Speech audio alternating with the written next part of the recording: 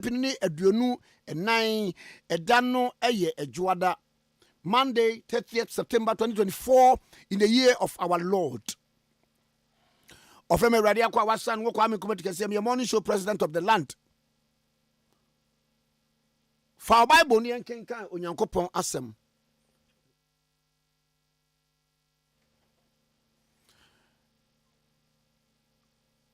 The book of Nehemiah, chapter 1, verse 2. Ade Eba. The book of Nehemiah, chapter 1, verse 2. Ade Eba. Yenti Onyankopon asem. Hanani, minyanumu baako, ni menme bia ofi Yuda bai. Na mibisa won. Okay, FM. Okay. 101.7. Yuda fwa. Wofri mu friye. No wakanu mu fanmu ni Jerusalem ho asem. Verse 3. No ka kire me say. No obunu nka yi a waka no wasase no so no wa mane kasie mu ni ahohura mu. Na Jerusalem afasuo no abubu. Na napono nso wode wogya ahye. Ma menkan verse 3 ni bi no ka kire me say. No mu fanmu nka yi a waka no wasase no so no wa mane kasie mu ni ahohura mu. Na Jerusalem afasuo no abubu. Na napono nso wode wogya ahye. Na meti nsɛm yi no metena ase mesui. Na me de bobo na bi. Na me de abuada. Na me bo osuru Nyankopɔn anim mpaye.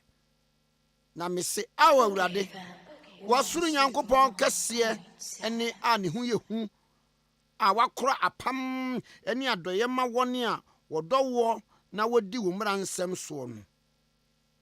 Ma wasomra so na wani wamie na fati wako ampaye a me bon wanim ne awia ne anadwo ama wo nko a Israelfo na me kan Israel bone a yaye wo no na me nso me ni magye fie aye bone. Amen. Obi bebi sasa na testi di ase ne sai Nehemiah woni Jerusalem kron na emom wo kron ba o ba bia wo ye adwuma wotu bata ena wanya report bi afiri ni nua bia ye fan Hanani o se bo Okay, FM. Okay. 101. Israel kuro no a wagya ho no Yuda kuro no apam safo bi abepasa kuro pasa wadigya atu kuro no mu ahye ofesu a etwa kuro no ahye wabupu ni nyina na mpo wani ewom no wa mane kasie mu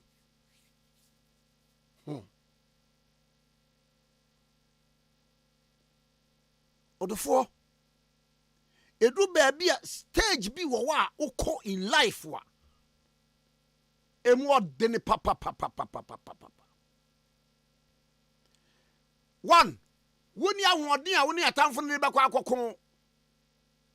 Two, woni akade biara. Ayese obi a abrabomu oyare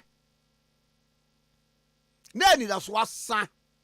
Okay, FM. Okay. 101. Obi a adwuma bi a woye anye yie. Minimum obi a all county ni losses. Okoton ade anye yie suku ensiaga woyewe anye yie. Ebe prim se ne woda so tse baabi a wotie. Wa mu be ka kire Nehemiah say Jerusalem ho asem a eye report wa yede ma wo no enye report papa no ka kire me say no mum nkaye no a waka wa asase ne so no wa manikasie mu wo bi wo ho a meni wo kasai wo wa manikasie mu baabi a wo da hospital ho no enye baabi papa obi wa manikesie mu se woda fiase wonya wagifo biara obi wa manikesie mu wohia dokro ni na busua ne kese woto ne ni baabia ensa wohia manipa bebre ya dane atrofo enka wanya trofo dan so men ko ka bibi se efade a nipa kon be ma me bibi no mumu kai a waka wa asase ne so no wa manikesie mu bibia ye bisi pasa wohunu so onko bonkum so onko nifa wose na Jerusalem afasuo no abubu na napono nso wode wogyaahye Jerusalem afasuo no abubu na napono nso wode wogyaahye de na eboye ho ban no ni nyina fall apart atamfo na bubu edabi wo abraba wo bonye wo nipa bia wakanche se wo ma wonye yie o ma woni yie obebre wase wode ani ngwase bebre wo no wota so awia ne anajo na prono so wode ogyaahye amane nyina aye bisi basa na Nehemiah ti asemi yi no wose metena ase na misui na media bobo nabi na media buada na me bompa ye osuru Nyankopon anim wo hunu se situation no na ho ade ntimi kon wako no nyane kon na ho ade ntimi emma empaja bi emma ne kuro no Jerusalem no ayene ya odia bobo na bobo no wa ma bobo no antena ho menu mienu de bi o wa ye betimi esu no so fa problem bi ema wo hia obi a no ka asam no kire no mi wa ni pakro no wani mu ode bebo awo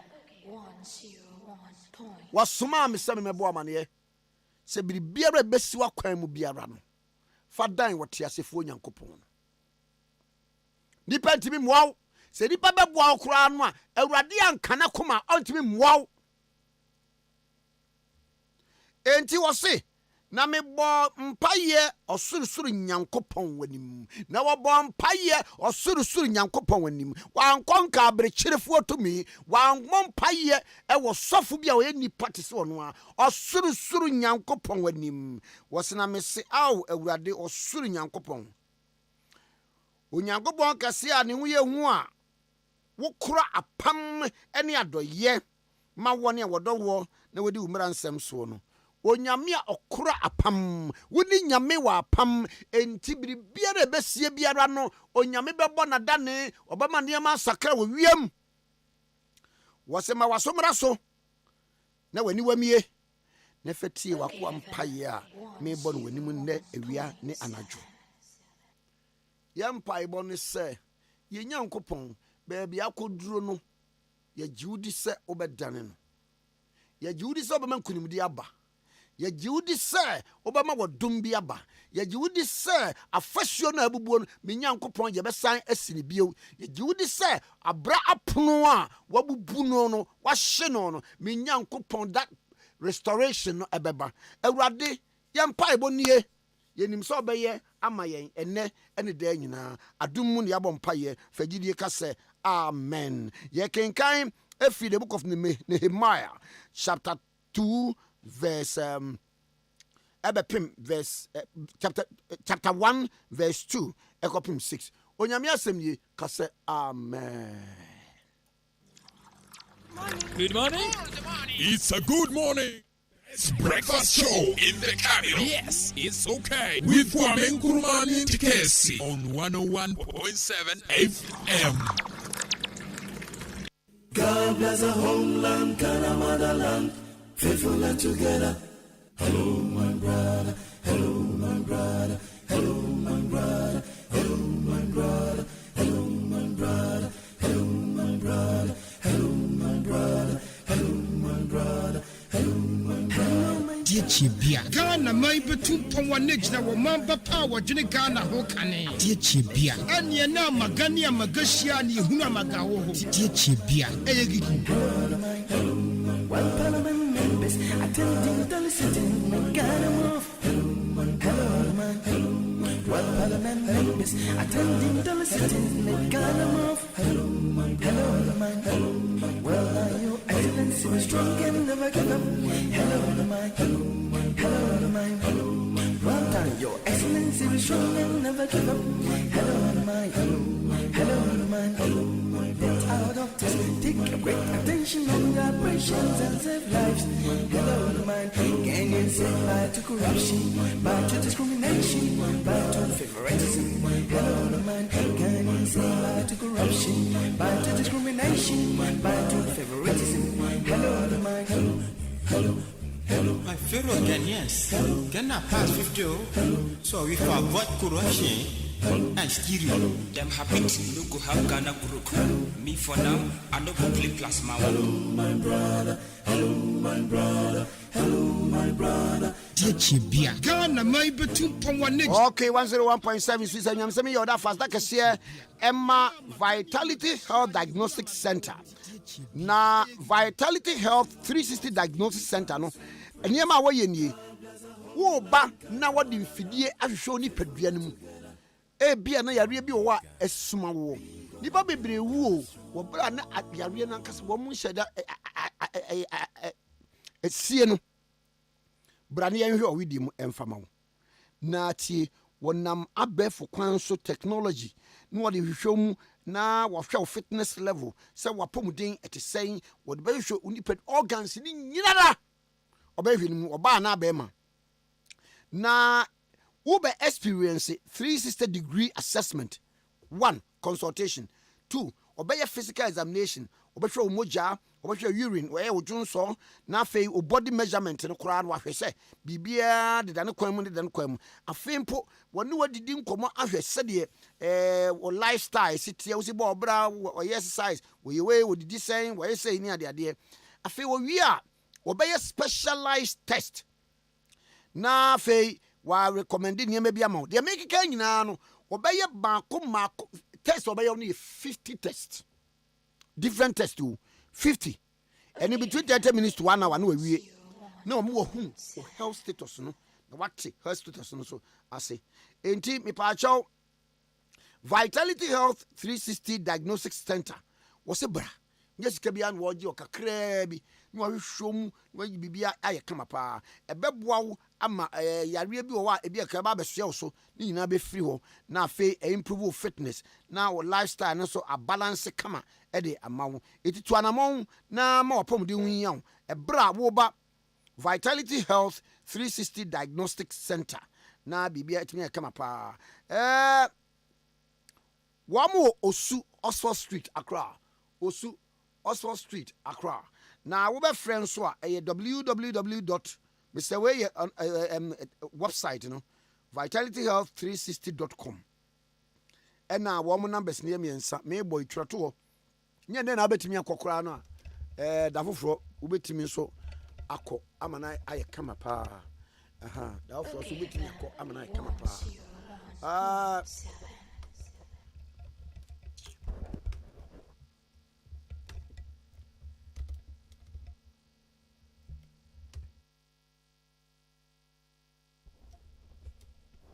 number wa ubetimi ade afre nie 0302 799 715 0302 799 715 and 0538 34 1778 0538 34 1778 and 0205 911 275 0205 911 275. Okay, 101.7. So we numbers are mobile a Vitality Health 360 Diagnostics Center. Bra, no we na oma wapomudin so NCP NC eta. Almost I send MIA to me the motivational message ebro. Eno ami hu ade bi galamsey na yetuo no afei the politicians no level amode kɔ no ye pese ye bra galamsey na se no me wo MP for Fijase Dr. Ayiwa free se na ho na wo mboa na se dia na aba na nisu wafro eyi se galamsey na NDC for omunim se ye beto abenti no makofa nkrofo from Burkina ni ade etuo se NDC for na akofo o maba Ayiwa free ye wo pam wo mu a enya yie do baby am kasa che ase kana for ye jibijimi meboa sabia ku sabia nyado doctor what they say you are free ye we a medical doctor until I expect you say pronouncement bi wa do political but kanyan sasam che Ghana for granted say eye NDC for na kofa wo mo ba ye pam wo mo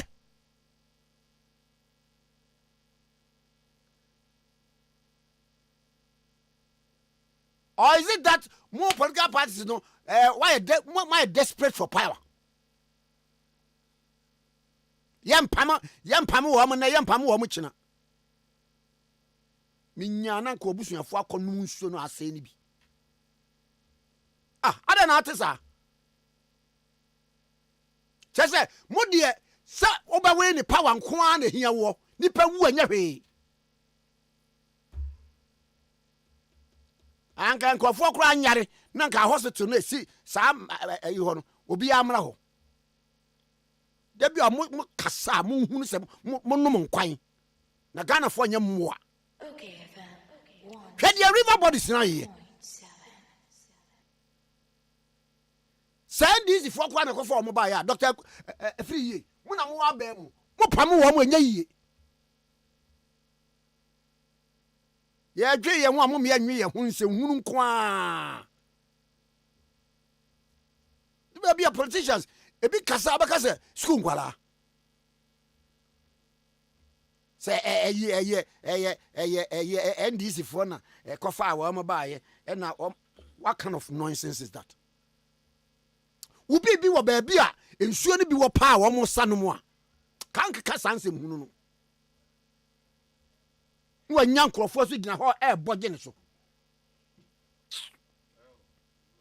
okay 101.7 so din pa cho da bia ye bedidie bia no ya ne nuane ehye sentem edu ba bi kro no a bibi ti se sugar na ayabobo ye sinem ntokuru etimi ma ye gam no ye se no esei edu ba bi nso a na me yenum yi enka wo ba twitwe osia nopa ene enumra agokọ akoda what the president cavity fighter ene be twitwe osin na ma the protection that you need na ma osia ye 10 times stronger na president cavity fighter no me pacha what the profluoride wom ena microcalcium ingredients wom eno na ntokontokro bi a ewo osin no ibe sili ni nyina na etimi aboawo ama enema etimi ayekama na eman canary enyaro se no na president cavity fighter no for maximum cavity protection amount se no 10 times stronger teeth 25 years nie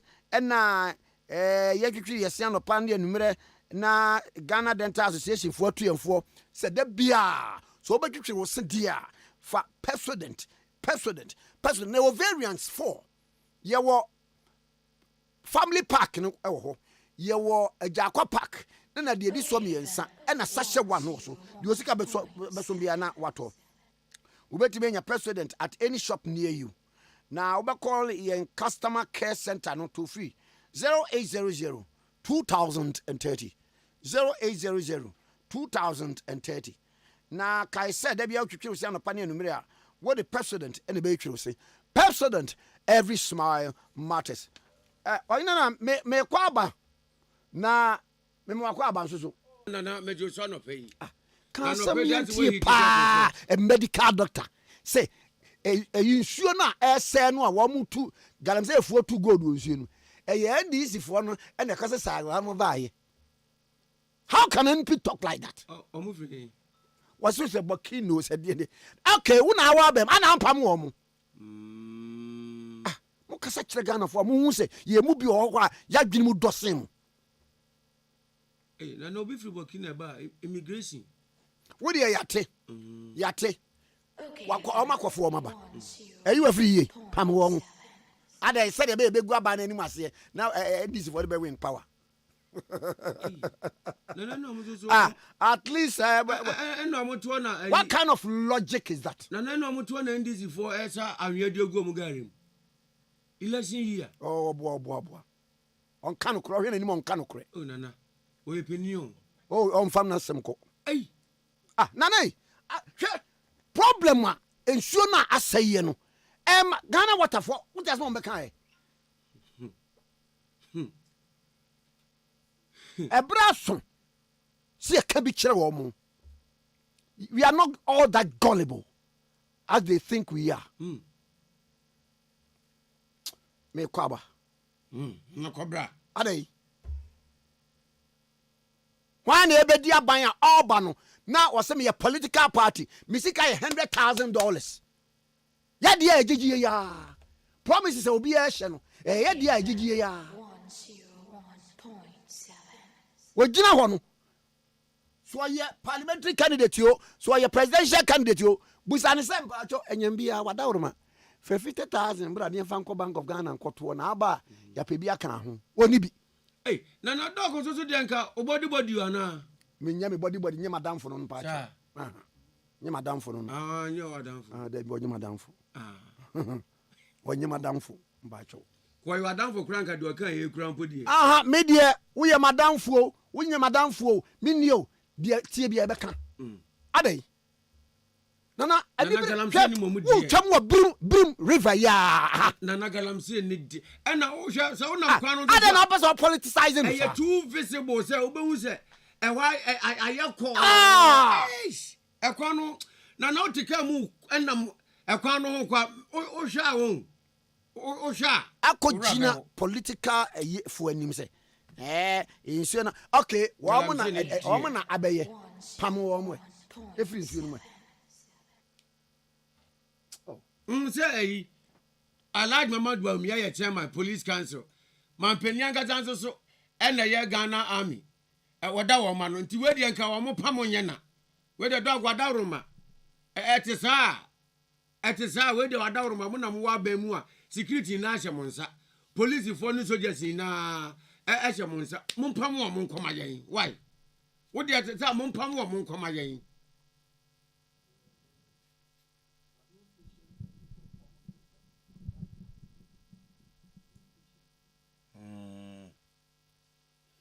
Nana galamse ni dia nyame anim ni.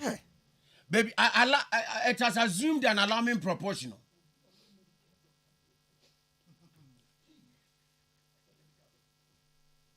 Man say me bro na o ma me fans na na. They say obia we a medical doctor there. Speak as a medical doctor. Okay, Oh, Nana galamse no. It has assumed an alarming proportion. And it's at its apogee level. On the pinnacle stage.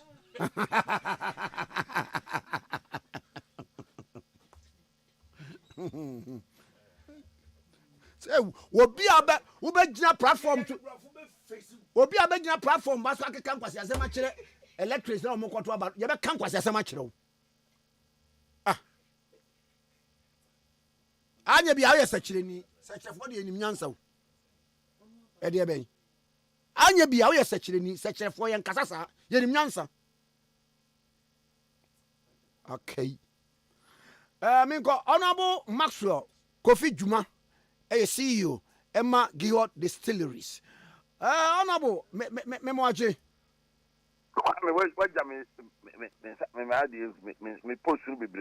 Hey, we are former mayor of Kumasi, former deputy minister for local government, former MP for Asokwa. We are Ashtown boy. We are Antoine Ebusia Penny, Antoine Siono. What the Yamano? What the Adriana Busian, when I Adriana Busia Penny. And as I in New York. Aye. Minimum of Yamankwa, former chairman. Aye. Na who's any fear or summer heart to be seen? Aye. Was it? Hey, Kofi Jumah wa boy, and I'm saying, of an idea about what was oh, political mafia. Oh, you're very good. Kwame. Yeah, Baba. You okay? To a friend very dear. I just said, most special items. Aye. Bobby never ready. Mate. Mebo pa. Now, or not, and some about that. So you could watch it all. I saw Bagan. I was it your come?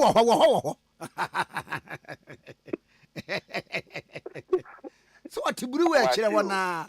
Baby, a traffic in here for one what here. Bawovi. Not a four.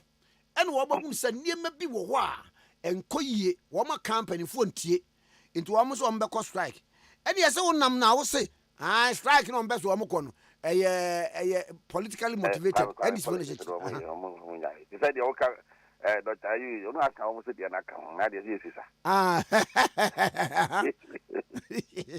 Naturally, say, Madame. Babuchio. Galam say, no, I had the bonnet. And ya the part. Come in. Now saying, me call Tapa. Now me drive from Kumasi na Koye. Kofa Boise, a Kofa, a Cropon, a Remoa, and a Mikuti Tapa. Me banner, I may say. Me, a Uba, a crown of Pahan, or me a crown, or me a Galam say no. And I'm saying, Missy, I'm in Kofi, I could dinko. I'm in here. Now, Kofu be brave, sighting be brave in a walk. What's a crop on? Until we call back home, we kind of panomia 400. And my man, 400.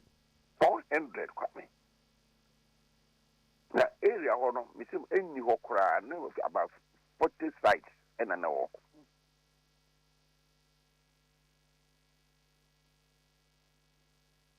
Meno ka branch of him here. But on a we knew nothing more. Not an hour. Must it count? So, opposite me, I can't confess my brain. Confess Jude Factory BCSE. Was a baby jay. Now, so much died or cake a camel.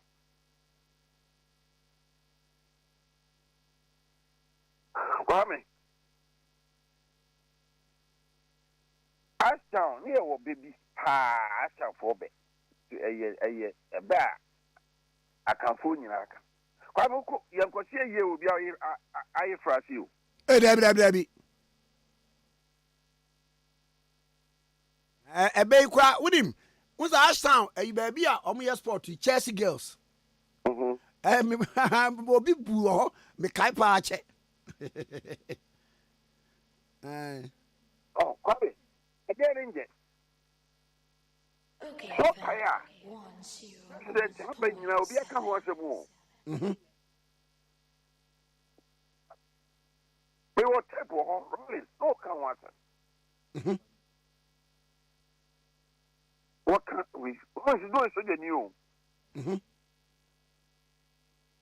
What tap on? Nah, as a bit, I can't watch him. Kwame, what are you invest you, Professor? And I'm what tip was as well. And then who father so can't watch him. I didn't know as you. But I send the proportionate, it's so alarming.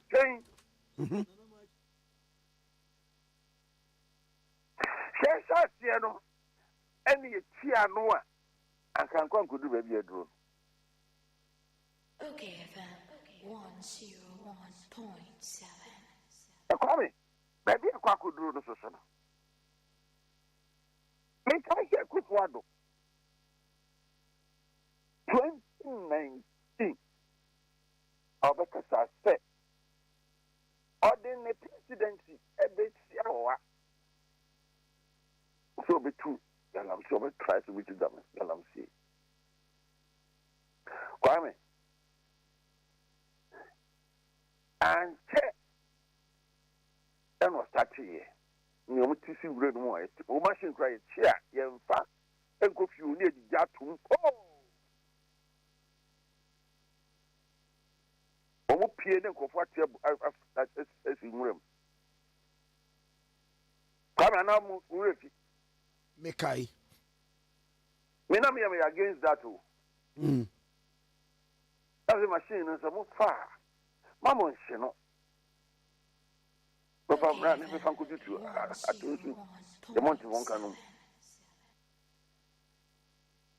But you know, the any brain and you. Kwame.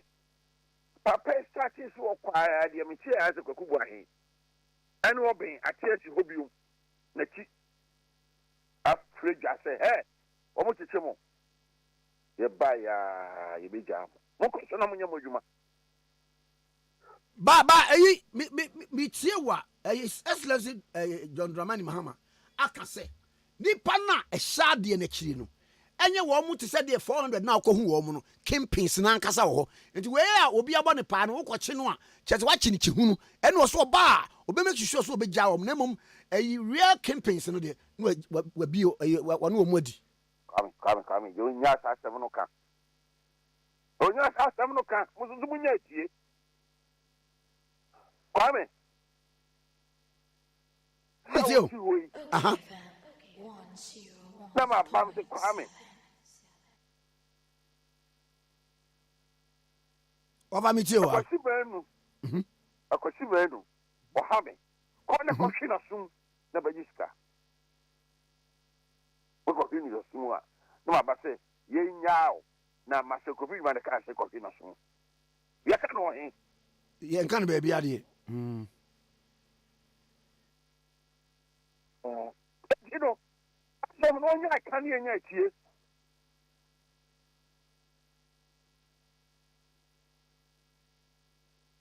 Oni nipa no sha se ko fan di beto abontin. What you say? But you know as ABC. I remember when we could hear that. But you know pa no sha se no. O be ki sure say e ba se achi wo mu a. Anka no. The maba one here and me you mo di. And you know me suspect no. There's evidence when I'm the question. We need evidence bia. Ah. We no no achi am the majeso. Ejija kan ye nya achi. Baba me ko ba say you could be yase enko si de yie no. Kwame. Yet come has you 2020. And a Kwaku President Mahama Eko Kachenko for say on your bar will be Jahom. No, not the one name Kwame Nkrumah Tikese and I'm away.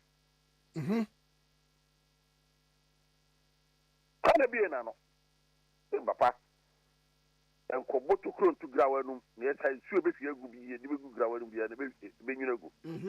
Why did you be an ano?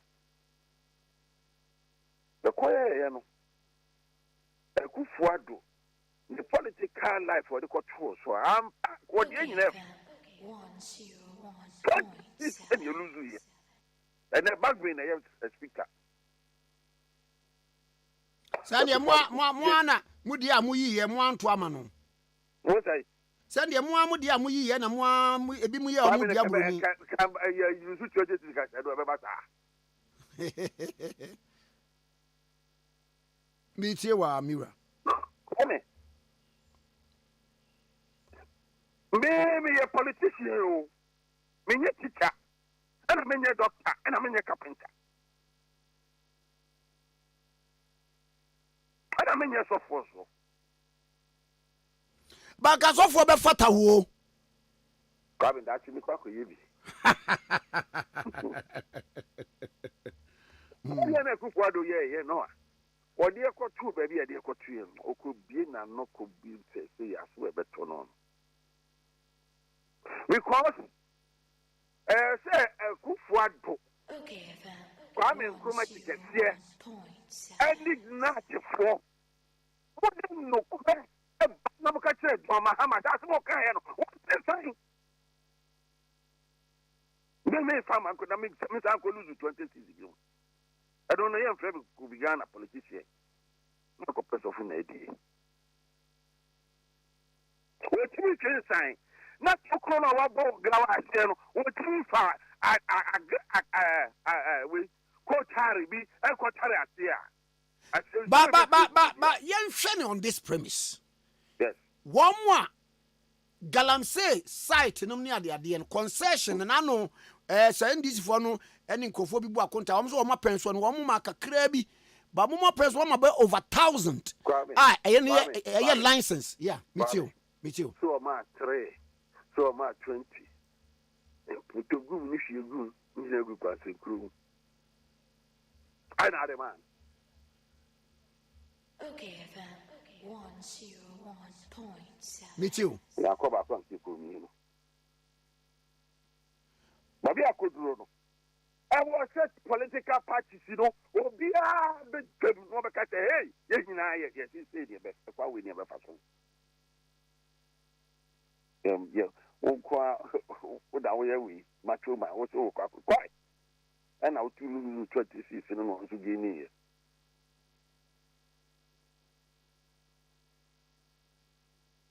To the current idea, any na mebo krate me wo krate bi ade aba bonten na wo bo allegations binum ni ade na say for the wo mo keke mebo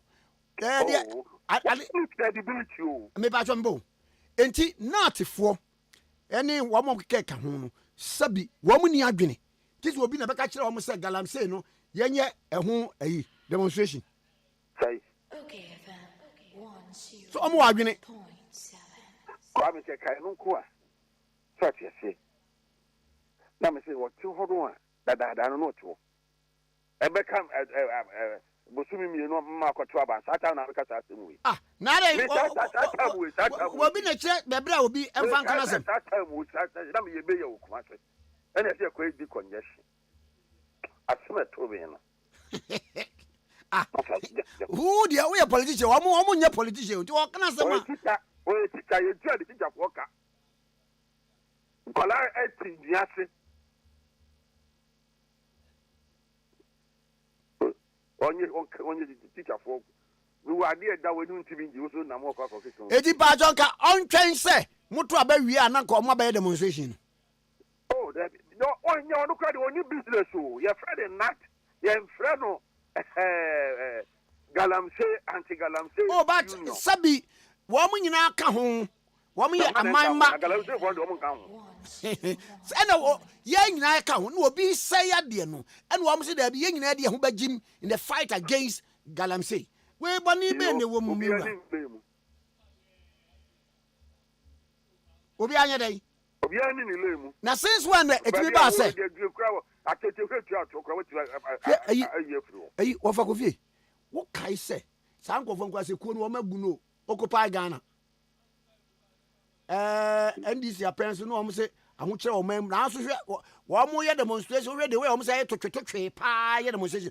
Mobile be mu anu am ko ji post on guku no. E di politicians nya sa na mo ye. Politician dey or politician the juma no. Politician or fight to over power. By all means. Politician one power we politician. Politician won't win the election.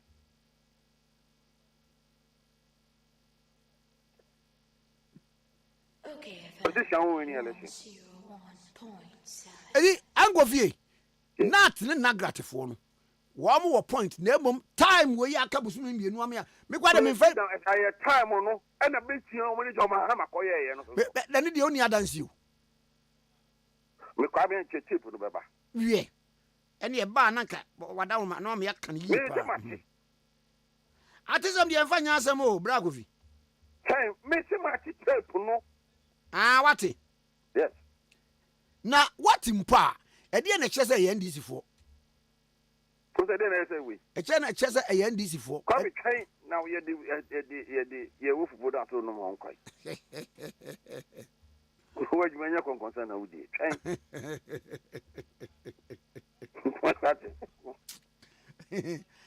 yeah, me too. It's a season, Bibia on the season. The person can say Bibia on the season. Now, what's to say betting affect my chances? The mobile bed betting affect my chances. I go back to know why you meeting. I never you cost strike here. Eh, Bia, what him say? Was yes, yeah. Can I watch me a election? Now, what you remember for less strike. Echo strike. Not teacher for so what who sleep through for crap also call strike. And you it means any Muslim nyama yi. Muslim to be guy mo so cost strike here. Next say most politically strategy no am say baby o akakakra. Ana what say? Me say Muslim to me hwe e ma e bia mo opponent no e ma nkofo bi cost strike against him a. Next say strategy no am say akakakra. Ah, say with you. Do kwa de o kwa. A boy showing the sun or two. Or no, washing himself a nut in a nugget of war. And water. I did a washing himself water. I'll go to debate, did you? Wow. I debate my boss. But this is a teacher for. Also, you have to call your leadership to order because all you're corrupt. Oh, Debbie. They sold the confidence you gave them, or no? They sold it on the altar of politics. Uncle V, Miss Way allegation against a professional body, Mr. Pacho. Any allegation. Now, me allegation, they are the two Mr. Biaka. And sir, when I'll be a one petrol, one year, Baka say, oh, take you on. A couple of politics, oh, okay. Yes, you are. Wow. Now, Uncle V. Yes. Mammy Radi Galamsey. One, yet is a more politicians, you know. Do one a to be.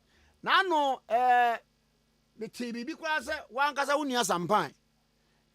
One Aquabaco, one more cry our concession. Okay. And now, Meba.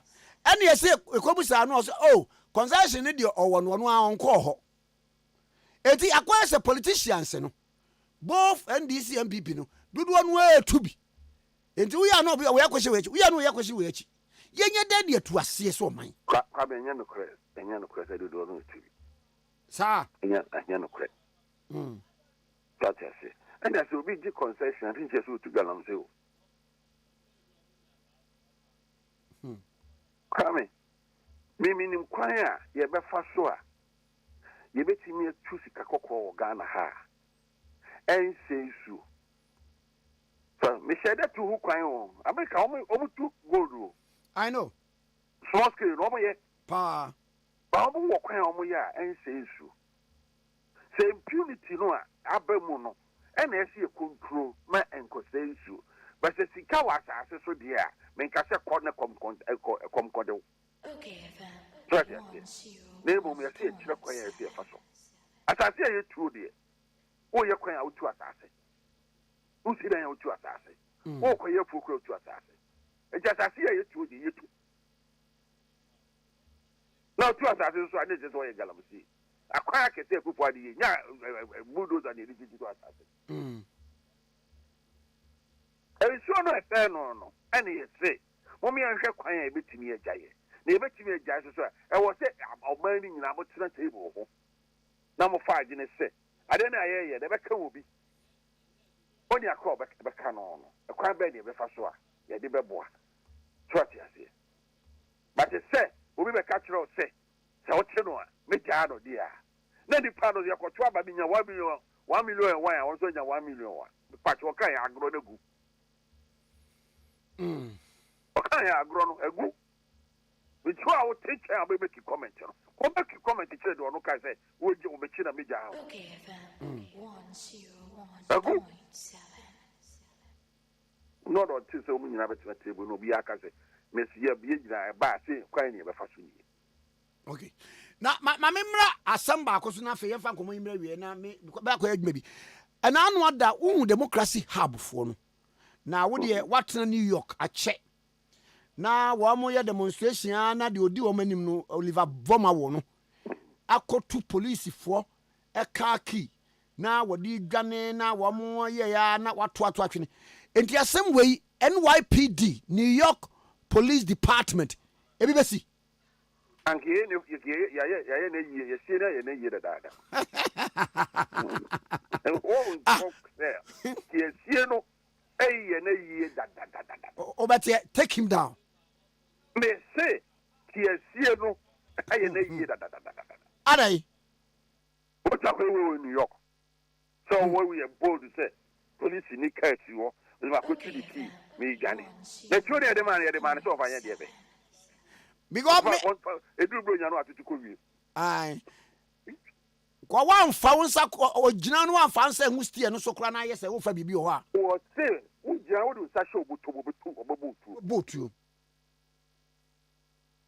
me cast the girl ni bia police oni no nim na di krom sa no we ena police for duro no mo say hey come on raise your hand o de o yi di safoa ebie the pro ye born about 20 bullets oh New York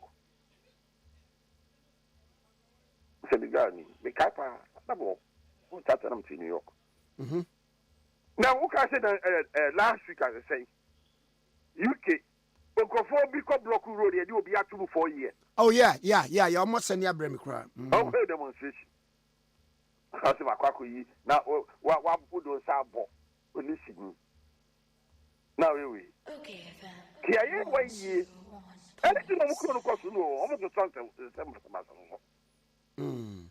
ambaga se kwana bi ba wonua alliance alliance maten o si niema wodo a ekoso no minim se watie ne wo se yenya awom esanse yenya awom esanse galamse nu kwa ye so devastating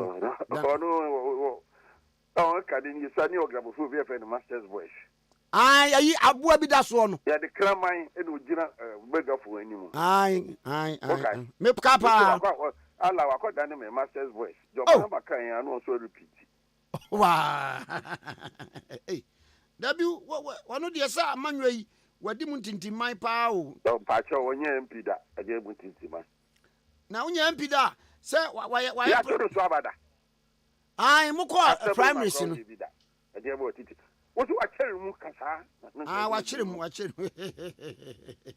de ko ni mu akọ ja bi da bi sa mo bu ni nkrofo ade so be ja mo ne nkrofo fan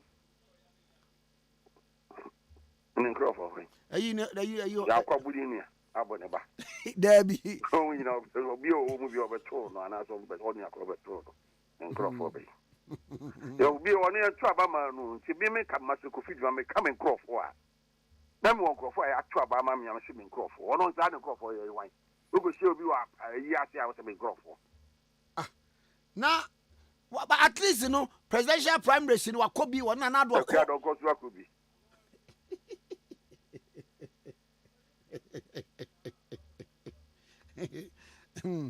Kofi mami no ase no fei Kwame aha Mesi mami no ase no pe election we ba mi aba win you research bi abasa na e ka bata ye 40 oh research no ye papa ne obone okay no cry the job be so oba win okay so bi ko tra ho anu so ati o de ba ye research e de na ama hu so oba win ni Kwame say ni na mu water rage the best surprise you be wow Mati and yet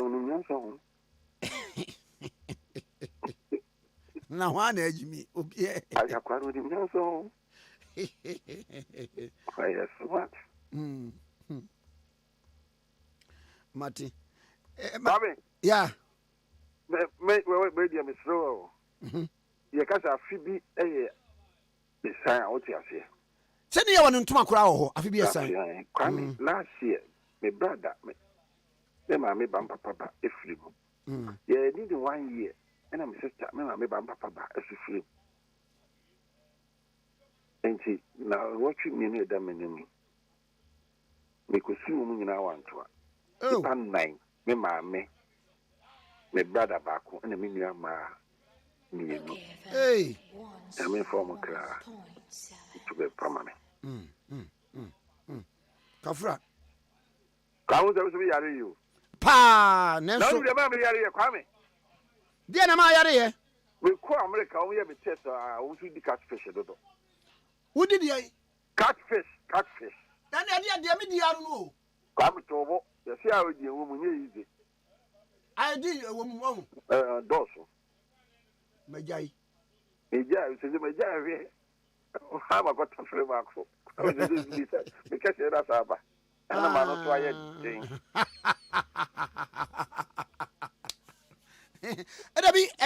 I almost every night be a me debut. Come to Mati. And yeah, Mamma no was say na as I'm before na fame be ya pobi. Why did you for me? You don't know where they took up on the afraid and the other part. Oh, you know, ah, omi na ho ye, omi na ho. Mete. And bye. Bye. That's it. Honorable Max Kofi Jumah and ye no atwetwe nkomo okay 101.7 today. Oyana. Nanso so ye DKY. Why? The birthday. Ah. Ai. Ya wo no.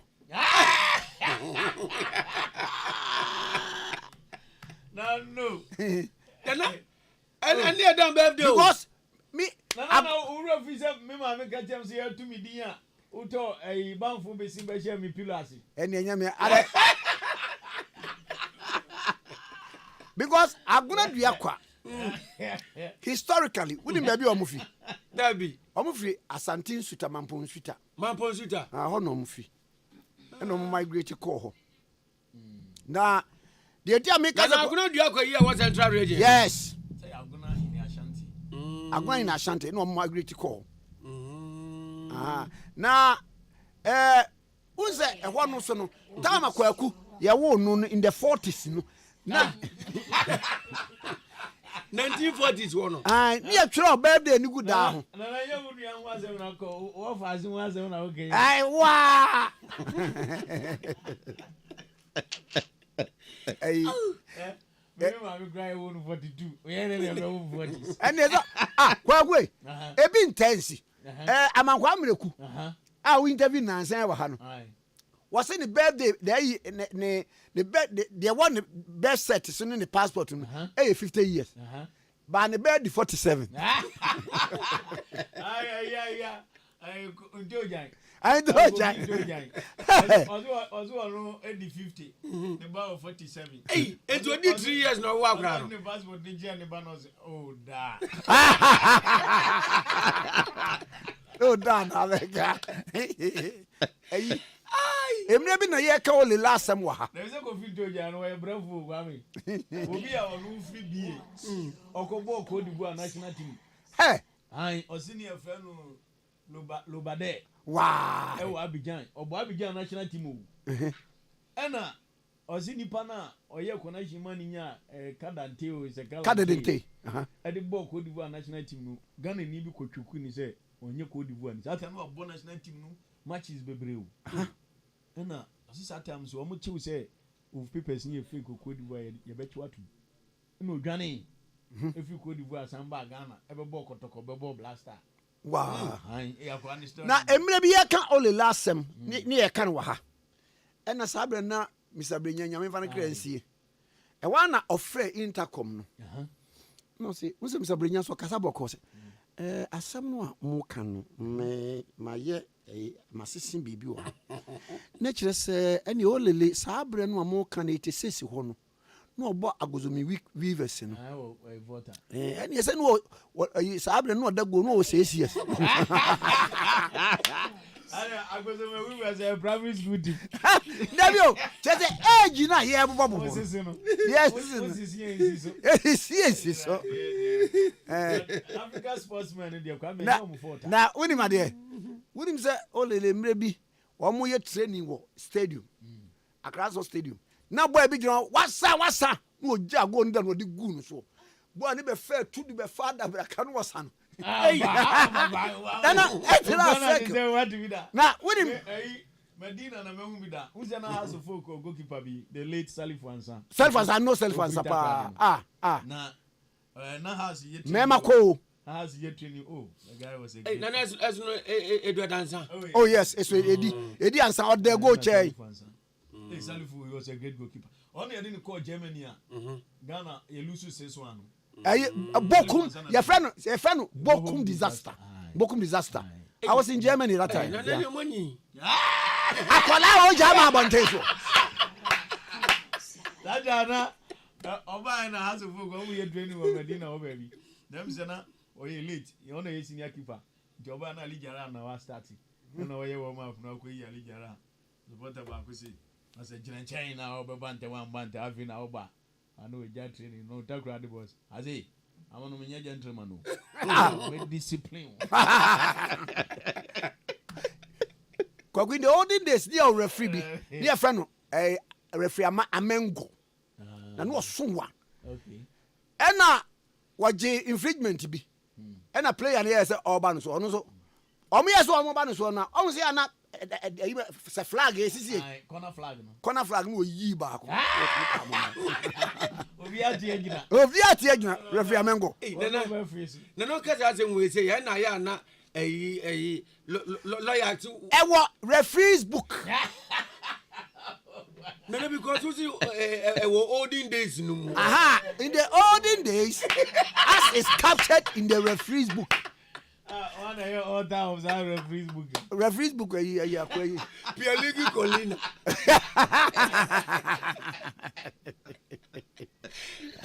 Now, what will you invest here this day? Oh, Maria University 2002. Oh, yeah. And I'll call investing so no. Now, I know the bear 40. It's very tiny. Even now, class, me into school class. When you yet, Deeper when you need, almost I made 1 year. I just am Maria University 2001. It may be now. In 2001, no design. Be 18. Why 18? Pay 15 be mommy. We'll be at 78, no driving a Abion car.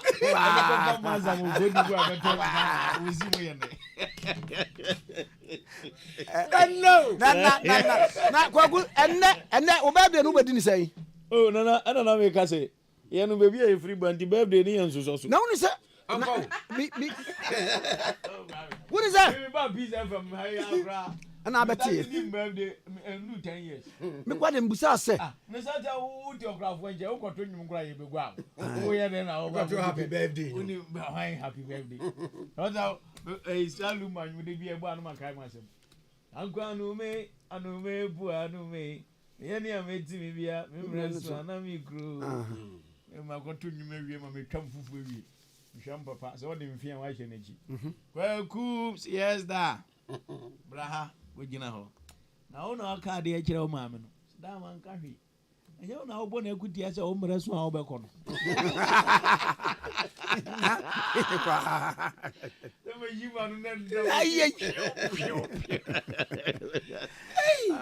Now, man, then, Quam said I'm buy and chair you. Baby, Because you're nippy. come and say, buy a baby, I'll free by the mention. Me pacho, me tena crow from obi any birthday order. Me sra fasa me so. Nana. What? Sabra no. So sha. Maybe nana. Sata a equity brofo loto and then 90s year equity brofo. Okay, 19 2020. That I know we can't go this souvenir. Wow. We travel west. We can banker. Yes, so your phone one. One more. I retired. I mean, one actual amuleto. You. Oh, man. Come on, me, be you. When I'm going to look at my for me. You. David, one more independence one. I'm best to know me say. Who not you amuleto? One gratis.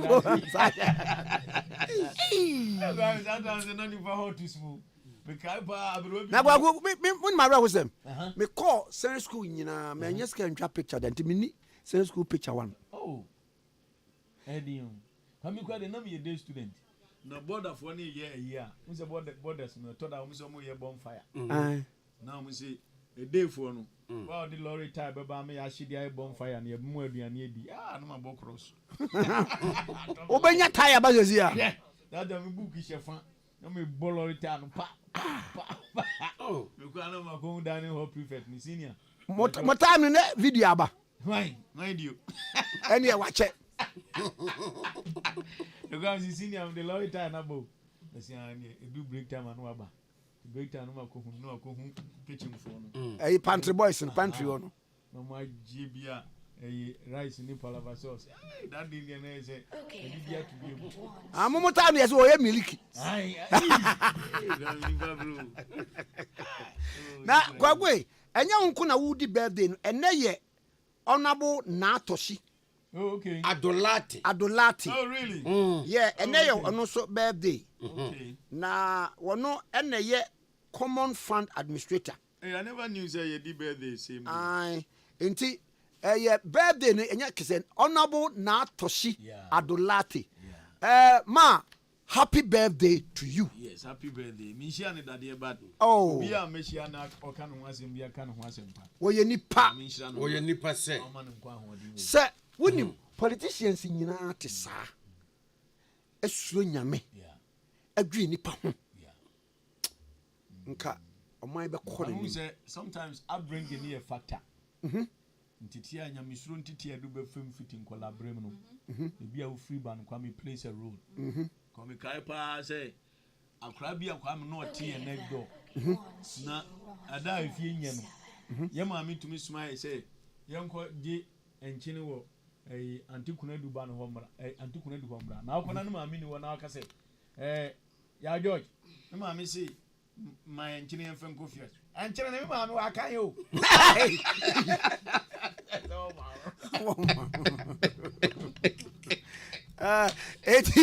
Honorable Natoshi Adolati.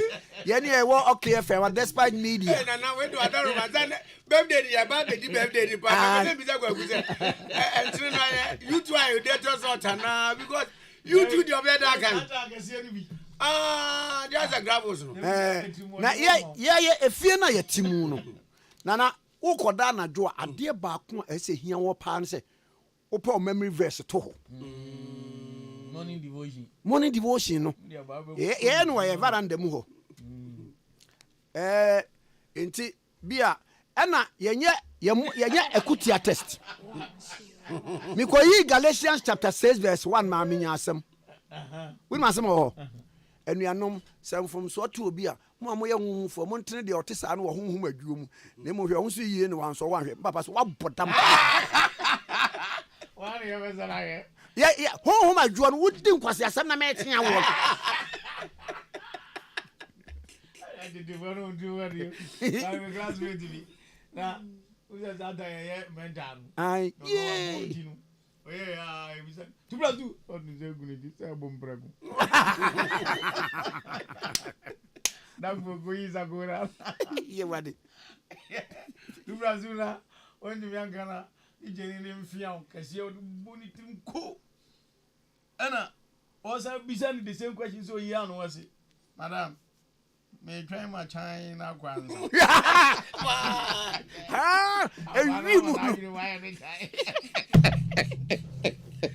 Ogume kwaba.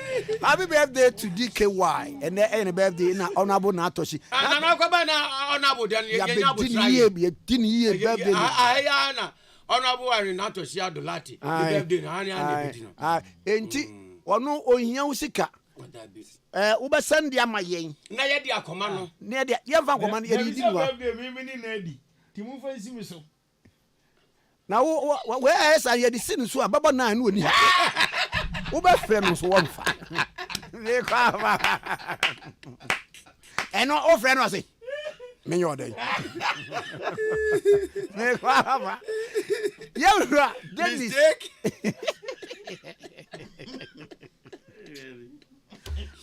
It's all right. It's all right. It's all right. It's all right. It's all good. It's all right.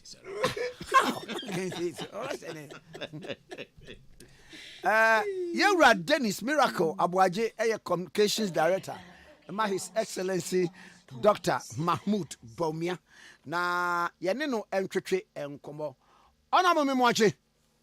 Yeah, me just so na be yoko. Boko na wo so I don't know the way. Ami. And then who the new crusading guide. Now somebody about say Baumia leads Mahama in latest polls by Outcomes International. Na pato when you be akenkan. I think say Friday no kada me say your home report. Nti media ma said that to mbo aka. Mate na wo be na wo fa firi mu na wo ni wiase beche. Oh, senior say almost every time there be kasa no about polling no. Be ade ba kona me catch say nipa dwen no. Nti say robot. O pade ba ko nyankopɔ boy ye pa. Untime rely on any nipa, especially because Yankopon ma nipa sa adia from kwa one farmer ne abodi nyina, and that is enlightenment. Nti ema ho kwan ma nipa adwene de untumi nka se ejida fa ko. Nti dia pole na ya ne se normally no ye no ye fa ye statistics no potse na ye hwe.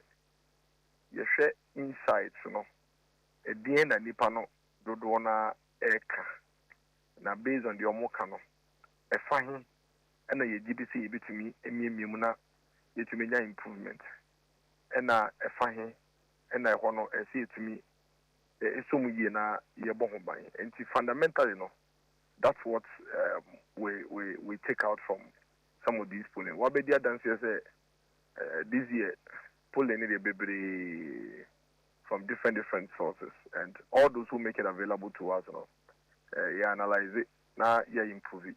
The NSA, you be making sure say on the 7th of December, no, Ghana ni be kwa to da ba, obenye nyina so strong kwinti so to ma Dr. Mahmoud Baumia, and polling the boy, ama yehu niema a Ghana for and the kwa be for so betime emimu. The issues are a body MPP so.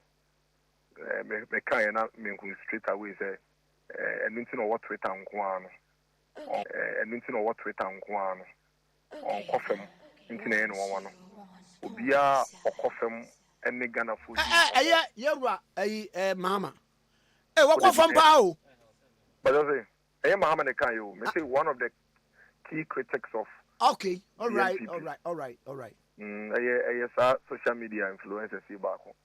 And now all can say on anyone say on TSS or no dream no name more day and so 24 name man Ghana for and Bribia air body Dr. Mahmoud Baumia so and I was saying say and they say offer microphone now to call street to them now to call market now to call yeah mama no near papa namusa they will tell you say a dear bakopa a moment and they say a buying way aba eho akwanya aba ama omo so ene omo madate empo enyendru hokra kola enyendru bebi opeso dukra na otimu sa kola date aye bright isa ne school ene homa suansem a aban ede aba and what kind polls have been you clearly realize that it's critical in those polls. What it means or what it tells us as a campaign, they say and the pa ya education sector no Ghana ni bia na Ghana for any so nti say ya bon ho ban ni make sure say sa nipa no and science quality na fi the aka in the education sector na see the kan no na the account nti clearly no you'd realize that these things reflect strongly your manifesto mu nti na you find manifesto you realize that Dr. Mahmoud Bawumia is quite emphatic when it comes to education, and the vision for education here, educational opportunities for all, equal educational opportunities for all. And that focus now by with the buy in 2017 and society. Yenye GDN say, Ade Bakwe betumi aboa na Ghana ni bi ote Ghana fa na bibia ebetumi nya ne economic independence prekope no ebeye se ye be man kwan na wetumi develop the needed skills are on so betumi dey compete in the future. And the only way to provide these skills for the Ghanaian child no is through education. And education no anya no an say dey akora na kotra class no say enche na dey. It must be holistic and it must be relevant to the times that you find your own in. Technical vocational education training, abai we asakre muson kokra ama abaye very, very modernized.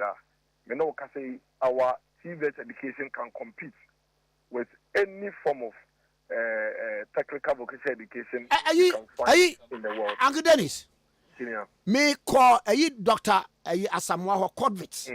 Yeah, Kodvit, yeah. Na what me chinify menene Korea government project who draw nipa enrollment into the Kodvit program no.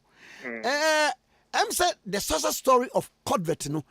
Mon can mu 10% crowd. Baby, you can do baby I cry. You can do baby I cry. Yeah, heavy. And me no ka say on. Say yon kola ni wie secondary technical school na. On one kasa based on training and when you know between up to no kwe bi na juma without necessarily stressing so kwakotwa so. And that's a fact. Modernized training workshops. Very, very modern power. Simulation centers. Sapalani ye auto mechanical. A modern auto mechanical shop. Ye training on movie assembling plant vehicle assembly plant ye DB or my women. They can go in there and fit in directly. We didn't even end it there. Meno can say it's a modernized training at the moment in see. Buying a lot of these auto companies are Kabumuma. Yani universities are set up. Vehicle Assembling Training Institute. Minister University of Ghana and say what you see on back road being a dark gamper. I connect to Kohachu now. Most of Toyota will be home. Yeah, very, very big one. Yes. We are training young people who will be ready for the job market right after this trade. And we are making technical education very attractive. And then TVET and enrollment and now just about 46,000 or 42,000. It's 160,000 your friend is saying enrollment. Because you're making sure say in addition to modernization you be manage free. Not gonna be to me I could be last time about how I know ebe che me ankasa me experience it was senior high school, and why I think free senior high school is one of the most impactful policies this country has ever seen. In fact, the last time I checked on my Facebook wall, and I'm almost about 200,000 views. And go and watch the comments. Senior, I did be in why I was my way more a so. A sunny, whom Yamana is free at the secondary level. Now, Mempai Bunina say, Dakro and Chekra in the very near future. Universities from level 100 to level 400. Polytechnics, level 100 to level 300, College of Education, all tertiary institutions very free. Na Ghana ni bia wo Ghana fa na bibia sikeniba ohiniba obia onni bi eba obia betumi enya opportunity na wotumi akọ school no ide we wie sempo se oman no etumi ma wo sa akonya no na wo call basic education free, na wo call secondary education free. Now, tertiary education free. Now, we are. That's our bra born went to me and find ye BBR. Won't to me if I blame no, I'm moby. But the Japan say, yawo wato fia ebi ni ho enye wo na wo kan se eho na wo pewu nyankopon wa na ma we pie wo se fie nim na wo saa atenka no ne akoma ne opepa ne se wunya ya aka wo so be sia de na wo so da atia yiyi wunya ya aka wo so be yire wo akọ school wo time yi ebusua ni nyina efise ohia nim na esa ne se wo ma mi ni bi ni sa ne se wo papa ni bi nti school fees a wo betua 500 cedis 1000 cedis 1500 Ghana cedis a wo betua nti na wa kete fie eto de bia obi mpo a wo tua school fees na ma na wie no wa ko school na wie no wo tua ma na wie so ko school no esane singlet a oni esane kayas sida so nim kayas slippers a oni nti na wa kete na fie enti ye wo kofi mensa ene kojobo nsu nyina e wo community baako kofi mensa nyiye no wotumi akọ school area be doctor okono befie e be sere busuafo a obeba na kojo mensa ete kwanten na ye sere kojo mensa but the difference between Kofi Bonsu and Kojo Mensa is say Kofi Bonsu efie ne papa ne maami tumi nyeske tua no kan ma ne ko school na Mensa de ne bin ne fie nti wontumi antoa so nti na wakatena kwan ho no ade ne yemmo bu nyina sa opportunity no obi antumi nkobi na so wuwie a ne nyina ye kwa ne nyina ye besi a no obi ade ni dai den aba there is not a single policy this country has seen that is bigger and better than free senior high school. And I'm praying for a day. You bet me at once to be a Dr. Mahmoud Bamia's point is that South Free Senior High School reflected in every pool in Abano. He's quite convinced to say we have to upgrade it to the next level. And the next level of upgrade is then they say I can't know man you know when I see me muna sanyamano, you to me a man in Jiran and so precope. You decline a improved infrastructure. When everybody say it's not a free senior high school, see number of children na eco school no oma doso. Every school are there never. In the past 8 years, government has been working hard to fill in that infrastructural gap, no? But we still have more work to do. And Dr. Mahmoud Bamia is promising that upgrade. Say we will finish this infrastructure expansion under his presidency, and is committed to it. Second one, feeding. You agree with me, say, as I speak to you, of course, secondary school, we have some two challenges. It will be infrastructure and feeding. Dr. Mahmoud Bamia is committed and is clearly outlined ways that he would ensure, say, the feeding for these children for senior high schools, will be top notch. It will be upgraded to ensure, say, upgrading, making sure, say, colony feeding, a big years and you see, and then, see, it will be success, we would be a shining example for hundreds of countries across the world in terms of creating equal opportunities for all in education. There are very few countries in this world that say, educational system. We hear also we find the bag. Now, and that is one of the things that is showing up in almost every pool in Aba, including their about last week and our and we are looking at improving that aspect. There are other key issues like youth unemployment. It's critical. In fact, youth unemployment remains one of the top things on the mind of every Ghanaian. Say, making sure say in Yuma Beba, now millions of Ghanaians are still home paying you. Abai has created over 2.3 million jobs.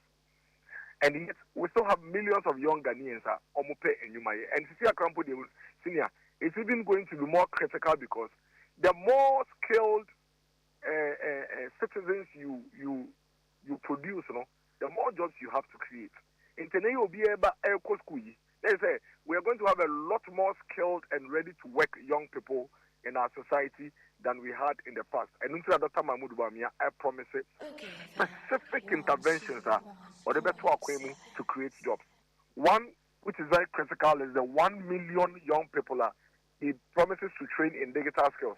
And they, India, there are millions of young Indians but companies are not employers, in India.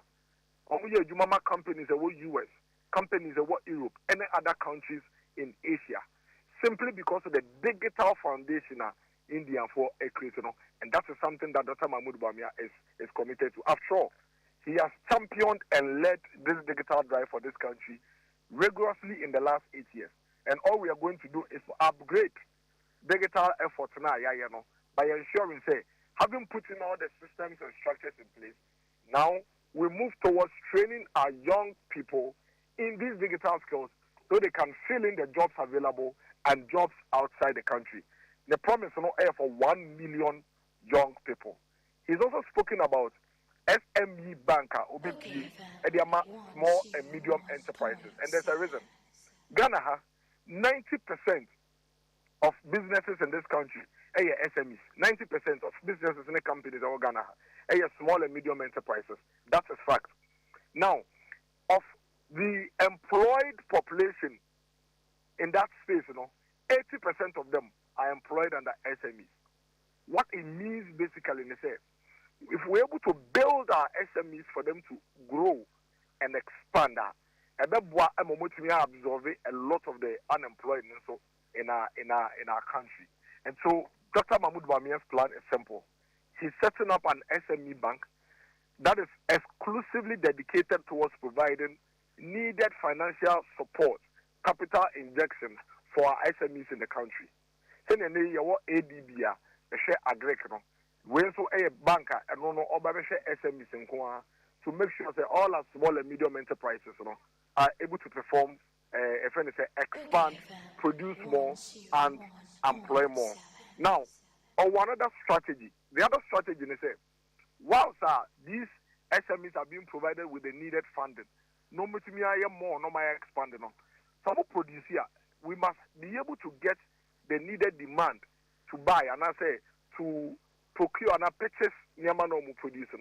And he is introducing the holistic credit scoring system. Now, what the credit scoring system, and they say, Senior, when you say, I'm cash and carry to say, cash and carry Ghana Hano. And then Ghana ha, Opeka, just a wabbo was again, and so which me a coca de la Chihuahua. Open Kunyakra Udimo, just a web was scanning in Ano, and so Akotonkunya. The Bia cash and carry. In Tiabrabona Ebono. Own to me, Yaw Nema, we now and live comfortable life at a good da. And bread Bia, or deficit, baby. And bread Biano, just say, what Bob was the Kanoan, your cat, and Sawako, the open also. And it's simply because a Britino, Omode, a Bossiabo, and a friend credit system. And it's now. And Tiene, Sabia, Wako hiding, and our penny ama, SCC Udemua. Fesican Coton Kunya, and Fesican Coton TV, and Fesican Cotompa all at a go. The Arian say, Oko no Coton Kunyano on credit, and Pa on credit, TV on credit, fridge on credit. Bosumi Bia, with Juma William. See it out 20,000 Ghana cities, and now they tell 1,000 Ghana cities. Would you move 50 cities? Ebitia and Konyana Uchi and Eka. Would you move 50? Etia Mpano. Would you move 50? Etia Fragino. That they can order a combo for the month. In Kakranka, in fact, Utia can do baby. Now they now Koto, the Fufraba, Utumidi, the one call, now they are Kosa, now Gusuchianka Kaka. What this does is that a maximum fono or more cost of living a coffin. A sansuma enidie eba. A sansuma improvement in the lives of the people eba. Na ne kesiya kura ne say, so put this anyama way in place. Emma o citizens are. Obie to me bito. Na omo tono. Na say companies no be producing more. Say they be able to meet demand na eba no. Companies no producing more no. Na they would need a lot more hands to be able to produce it. They will employ more to absorb the young people in the communities. So I can go on and on and on and on. And the point I'm making is that the polling is critical for us, not just because after 7-8 months, it's become obvious. Dr. Mahmoud Bawumia has improved bigly from where we were in November last year to the point where we're moving from trailing Mahama to actually overtaking Mahama and leading in this post. That is the reality on the ground. The hearing is here. The hearing is say, in the next 70 days or so, aka is say to abano. And Yama Ben Nagana for a year says a year. And what do was any bit within 60 days practically? That the young to be real within the next 60 days, what is the assurance? What is the strategy? What is the proposal? And how are we communicating it to the Ghanaian voter to believe, say, the future of this country is at stake, and the person we can trust to lead this country into the future. No one making sure, say, the day I come as no, you bet me a year as on mine, and the Dr. Mahmoud Bamia. Senior, young to me sign quietly. Young to me, Kobe Bianaya, and none. What we need to do, just as every civil society does, and every civil country does, and they say, they are yet to me, young bon buying. Not the into nay upgrade and queening, not the into me, young boy and one. The intermediate going into the future. Na Munsro say, Sautie His Excellency John Dramani Mahama, and some are all country, if one said, me ba may say promises I would all ye no.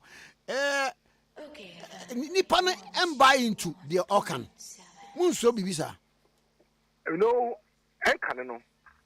And Anna, ye did say Ghana for Kotuaba, named this for Bedada 1992 or yes, okwa the matches the closing nakotoma broni and then yam libre asasa and untina as we speak every day as the days go by are pulling every no who say or to sign and Dr. Mahmoud Bamia economy because you see like I said before Dr. Mahmoud Bamia take you off your status here campaign way look there have been challenges especially from 2020 but most especially since 2022.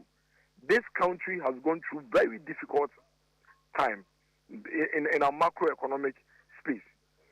And NDC for John Mahama, I assume you say automatically because of fees we are saying for any day, not Ghana so yes we be a kind automatically no Ghana no kwa John Mahama.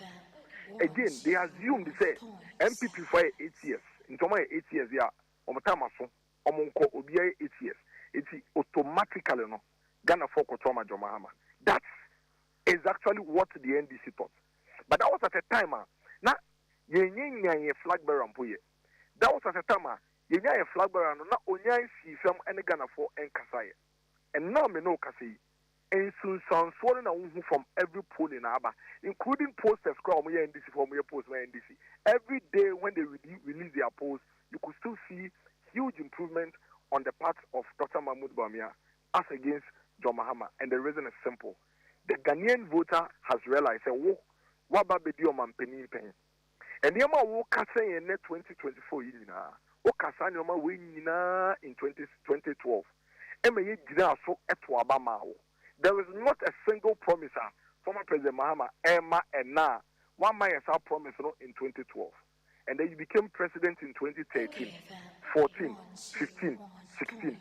You did not fulfill a single of these promises that you made to us within the period. Rather, no, for each of the macroeconomic indicators, you moved us from bad to worse. Your friend, even social interventions, social safety net, or my way, Edia to Ghana for enjoy crowd, would you free and sim? In Kola over 100,000, and our Fibia, Omokate if you want to be uncle school. Next, if only teacher for every year school, 4 years, one form where you mean. Omwa, Omutubinia Juma during your tenure in the public sector, or ye Juma 12 months, Ususkeni or Ubetian 3 months. Yet there's sumo for 4 years. Ni Yakanian fine ye Juma. In Kofonuma Eguye, companies are shut down. And bread do ya not public sector for yes, slow, improve our conditions of service. Na ya ketwamun tu mo kakra because of many more yet under your tenure no o show mo anim e catch mo say wo no when who strike e when and to strike wo hoy enya wo hwe na say wo e ya aketua enko antum no mo penti no mo ko strike dia why to say odwan funu unsuro sekan nti dia mba bi o mo nye nurse for ni teacher for more colleges or more school here from now rely on nurses and teachers allowance o different your munsem almost free one or catch almost say you know one hour restore no matter about more dia and come to a bentia then senior at the back who did this say Sanyama we are obey as some penny o san be 8 years later now be catch Ghana for say omun to abama wo a ugi di say nurse ni beto abama doctor ni na 8 years ago o ka kire wo say to na kachi o ma wo say on to no oda so wo ho student na wo gi ni nurses and teachers allowance stream in say no and na wa be nurse abaye doctor wo nurse for ni civil servant ni doctor for na wuti o mo 3 months out of 12 months no omun ko retirement o mo da so wo ho in kola 100,000 na wuti o mo 3 fie no mo da so wo ho omun so a omu nua no mabenya kwan akọ secondary school na omo breso na omo ye under you to omo tia nkono omo ni tia so eyo wo na wa be mu a aka omu nua no na omo to be call secondary school omo wi a omo to aso nkomo nya sa akonya no they will vote against the former president senior. There is no way these people I have mentioned who are going to go into the polls and vote for John Mahama, His Excellency. The man became president and he failed completely. He became president and he disregarded everybody in this country. He became president and he woefully failed to perform. And there is no way, absolutely no way that Ghanaians are going to line up and vote for him. After all, who wants to go back? After all, who wants to go and take something that was not in good condition? And that is why every day you see an improvement in Dr. Mahmoud Bawumia's friend is saying polls and survey in this country. On your perfect, on your 100%. But they're gonna for you can say between the former president Dr. Mahmoud Bawumia and Kwame, they see in Dr. Mahmoud Bawumia a leader that is committed and dedicated towards the cause of this country, a leader that is looking into the future and believes that Ghana can also fight to build this country to be as competitive as any other country can be. And that is why I can tell you without any shadow that say nobody is taking John Mahama's words for anything. Nobody is taking John Mahama's words for anything. And it's not as he said, you cannot say that. You cannot be paying, be paying, your man and walk in your pain. They obey and obey. We need to give another person a chance. No, so need the echo bit me. Or no, so from the count, am I? Mira, mamma, not Siano pay. But that's it. Let me show you. We shall so Ora Dennis Miracle Abuaji Communications Director His Excellency Dr. Mahmoud Bawumia the campaign na atwem komo na yamrai na fe medin komo na mama memfa we mfem patro latest form your partner for life mattress papa de latest form na yenkwa gina na yebua na papa nintino bo modin betobi na mattress ni wo variants ye wo king size, queen size, double, 1.5 any de ekeka ho enyina bi entimpa achaw say mattress papa de latest form your partner for life me pa achaw latest form for say furniture nkonya na space bi apasa odi nkonya sie bia e be ma ye ne we ya na design bia bi color bia bi obi na wodi si baby ketwa baby kase a ye woni nyina nso ebi ye introduce MDF bed wardrobe side drawers coffee tables center tables and the ekeka ho nyina bi koyen showrooms across the country na ubenya bi 0302 23 11 55 to 62 0302 23 11 55 to 62 your number back na 0322 008499 0322 008499 why na yendi ye mame na toshi aha most adorable Nana, one of God's greatest Nana mame rewind o nesa bra aha Nana met you aha yensa nko biem wanti try testing mic aha okay so obi ampe kwatimba di nyina so yeah as I say we are about to make the biggest announcement today and one of God's greatest creation was given to the world Nana Honorable Arenatosi Adulate Yenyan Sasum Yensa Ewo Wiase a ka Yesu wa mabiem Ampa o ko de wiase a cheyen because she represents Christ on earth. Amen. Wama Yesu. Won. Say owaha only ha. Nana Pau. Who's an last me catch say because of her.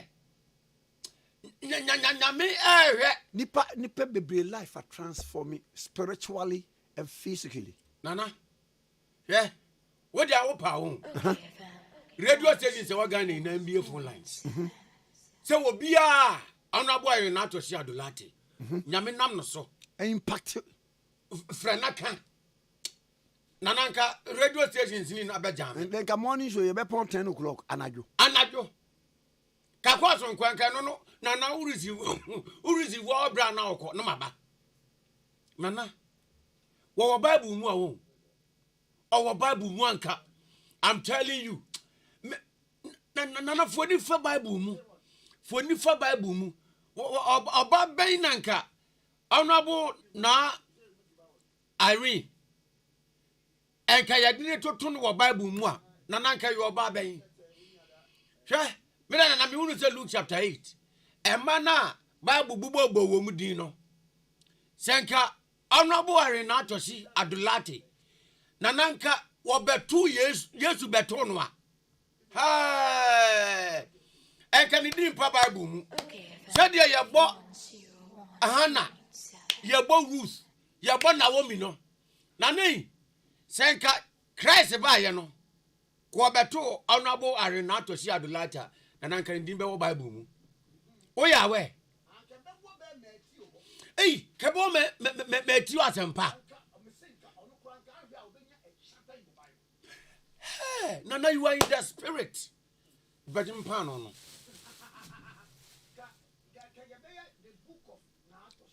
the book of Natoshi.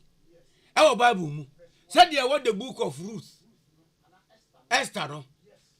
Kebenya the book of Natoshi.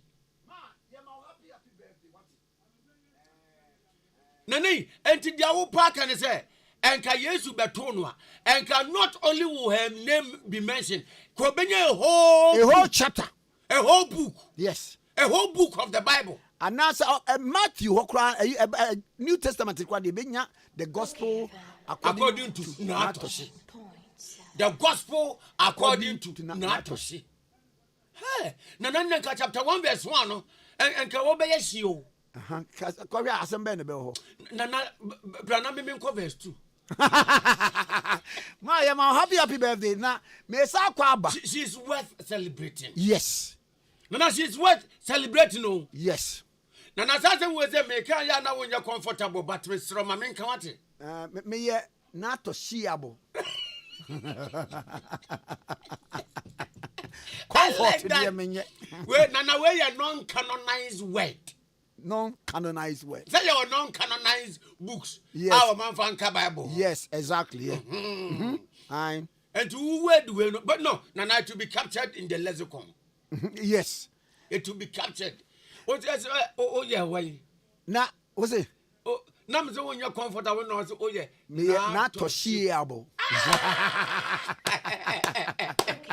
Edu, share.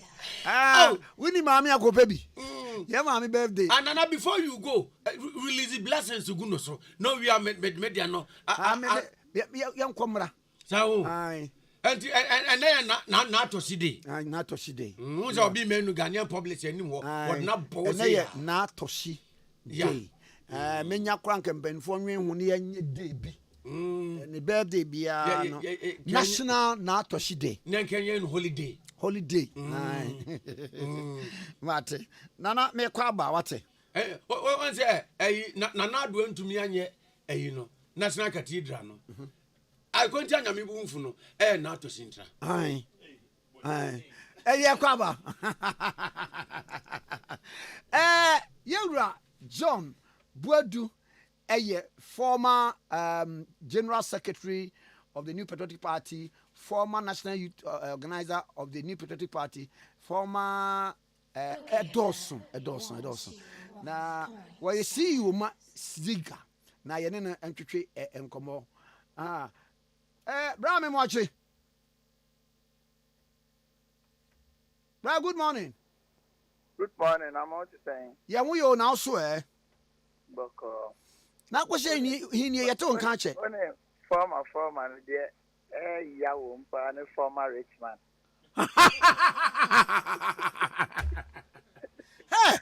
Enu dia. We a former rich man there former rich man there no di o. Not more to say. Yeah, we. Na ya ba wo nchen a wo de abato Winimbi, Yato Swaba, well lead the campaign 2016 as operations director, as general secretary, Emma party away power. Na ye ko the 2024 elections. We near saying we and we are na fe yasahwe position amodano because we are be so numerology no mono first no eni anwodin said number 8 no na mo beza mo break 8 no kra no and as say ye huma free mu nsam eni ama to say where you sit.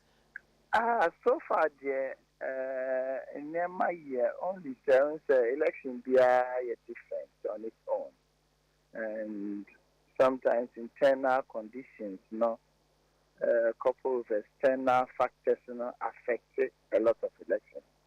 And to share, for instance, in the year 2020, there's no party in government in the world that call election out to me a winning year. There's no party there. In year 20, political parties here call election and COVID time lost the election. Because of the massive impact of corona at that time. We were the only party here to win the election. But sometimes when I next our contemporary analysis now, we may think that we need a lose parliament, we need to you understand? Because most political parties, the strongest political parties of the world, before Republicans, before CDs, they all lost elections in the year 2020. Because external conditions lay beyond the control of a single government, affected all of them. And it's playing out in a lot of the countries that are almost elections. And internally, one more thing, and which may actually move the air cost, it will affect you. Because imported inflation will affect you, impact of petroleum products outside the world will affect you. Other cost of production will be affected. You understand? And Jeremiah, as a one idea that maybe among even the challenges that all kind of crime, they are doing far better than others. So you need to make a case for yourself, and that's exactly where we are. And I'm seeing that about me, issues are already and not doing now, or you're far better, and it is in the interest of this country to have somebody like Sabahomia as the president, taking into consideration where the world is going. So that's the the case of this year to Kenny, we are here. Nipakano, just a two go do, and I said, Odiakoko, and I said, Uchakimba. There is Kenny, and deal to me, a use to technology, adding value to the raw production. The long marks, then no more. That create incomes and revenue and create employment for the people of their nation and for themselves. And the whole, as we speak now the leader. Now the leader is still thinking about how to make a cocoa production world. And I know when you're there, cocoa production throughout the world. The total income stream of cocoa production is around $250 billion. Almost cocoa, almost more than 10% of the income stream about cocoa industry. Between X and Cote d'Ivoire, over 60-70%, yeah, more than $15 billion. Indeed, as I said, summer, I chat to go for the cocoa, go for the I don't know something, and you don't. So now the thinking is beyond just the raw things, It's I feel very, very strongly there. So my own year change, I think that the Sabahomia stands a better chance in moving us to the next IT revolution. But say course dia wo kan ye. What is say honorable Eric Pokunu ade no. Wo mo say wo mo be makuafo na hu say Sa 3,000 na mo de ba mo safo hin. Ka so munya more. Yeah, it's an argument now. It's argument now. Even as we speak now, what business does government have in determining prices of cocoa for cocoa will be produced? What business do we have? What business do you have there? Obi ediani cocoa near cocoa fertilizer man. Obi ediani cocoa, yes, cocoa no rolling shoot then the way back in the abetra cocoa in the tianing in armor for 2 years. Copy say benny any cranan go forward so shell cocoa mouth. The other yarn is over in the what business do we have in doing that? I'm right, almost with their cocoa business before Modia. And see, I would have expected, say, as an opposition, they will come out with very pragmatic way of looking forward. Look, if you go, even in our sub-region, Cote d'Ivoire, Nigeria, have stopped that kind of price control system. Oh my God! And the Nepal no diani cocoa, no ane diani cocoa. Na fast no person did too good, and of this so did dia cocoa, and of person did dia banking, and of person did. He should be able to determine it. Or determine who dia we bag in 10 abenya. Yet on say what on idea if government wants to take taxes, why didn't a tax on bedi? It should not come with who check who go back to when the NDC has been in power for the longest time. They've not given any better way. It's nobody a cocoa farmer should think that also the Eric. I think that we've gone past that. We've gone past that cry. Which we must take the bold decisions. Hey, cocoa body over the years. Is that how we want it to be? Do we still want it to determine prices of cocoa products? Is it relevant? It doesn't make business case now. Those times I'll produce cocoa, I said, so is it still relevant? I would expect an opposition thinking, I got around 8 years. What's our power? Almost 20 something years. Now you're elections here. You bring better thinking into the way forward. You don't play to the gallery. Oh, you're mad 4,000, maybe by 5,000. You're mad 5,000, maybe by not based on anything. What we end up doing, and this is what the Singaporean president says, look, these elections are here, you know. We only auction our wealth. And your election, we are auctioning our wealth because because of competition. We know competition is, you know. So Ade Akye and the Galamsey, and because maybe will be or 2 Galamsey vote in the but memo aye. So me shena amount for no so against you and my son done me Chuck Galamsey mu. Me penny vote and so my actually almost for Galamsey and me you almost and they not see. Is that the way? No, is that the way forward?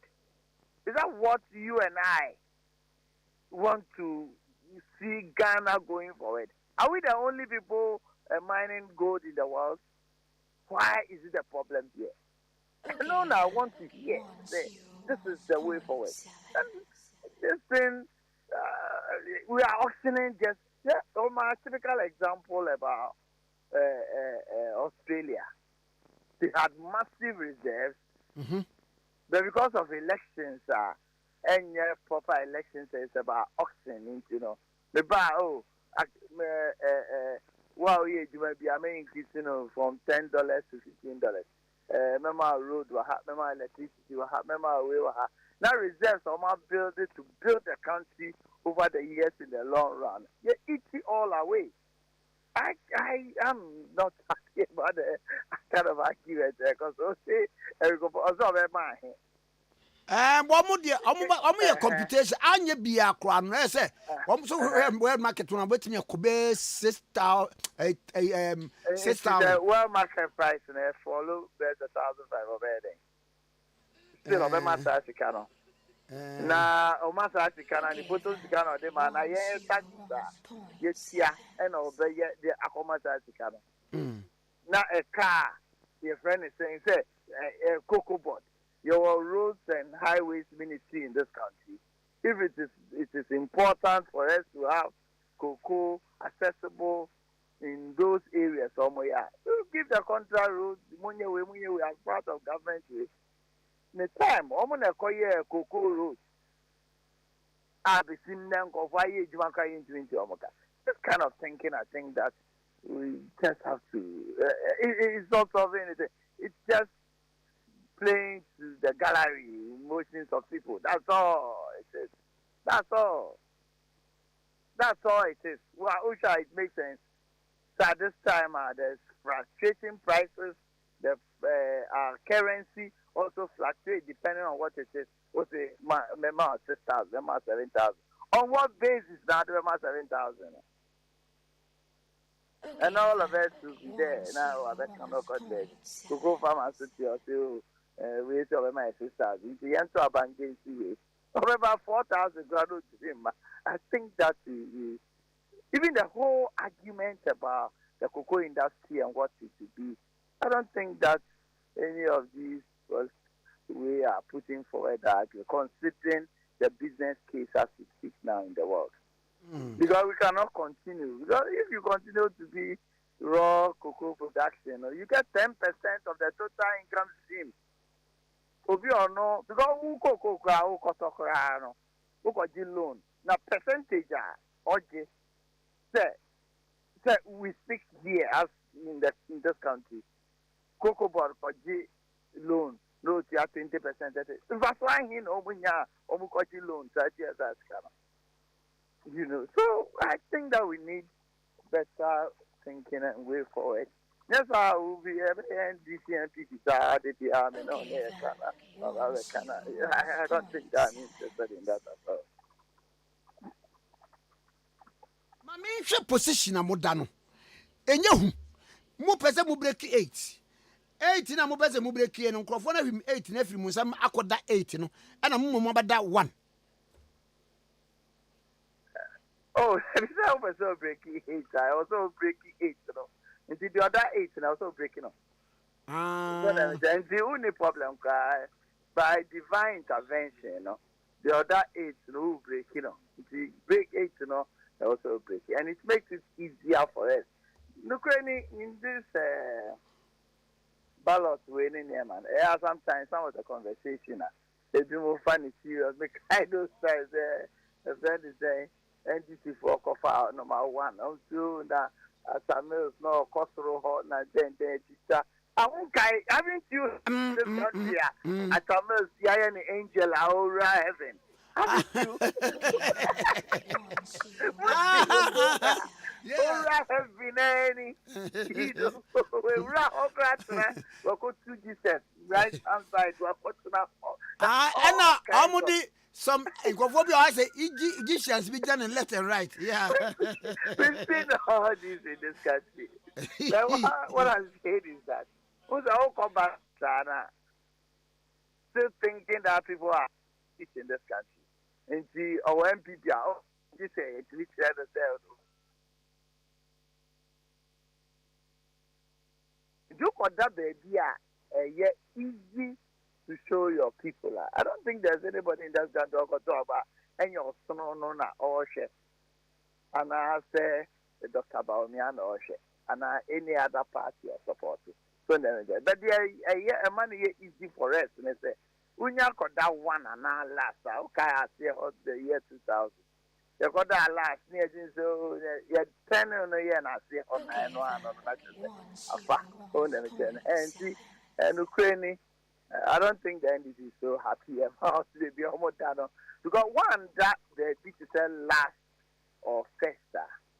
For parliamentary, say I'm ballot for parliamentary win. So you call go between. Yeah. One that your friend is saying first or last. Oh, for parliamentary candidates in the numbers because we don't ballot for where parliamentary candidates are now. Put means synchronize, you know. So the year say that one all our parliamentary candidates a better one. Aha, na me hwe saa de no say. Say mum parliamentary candidates na better one. Baby a obi am file no.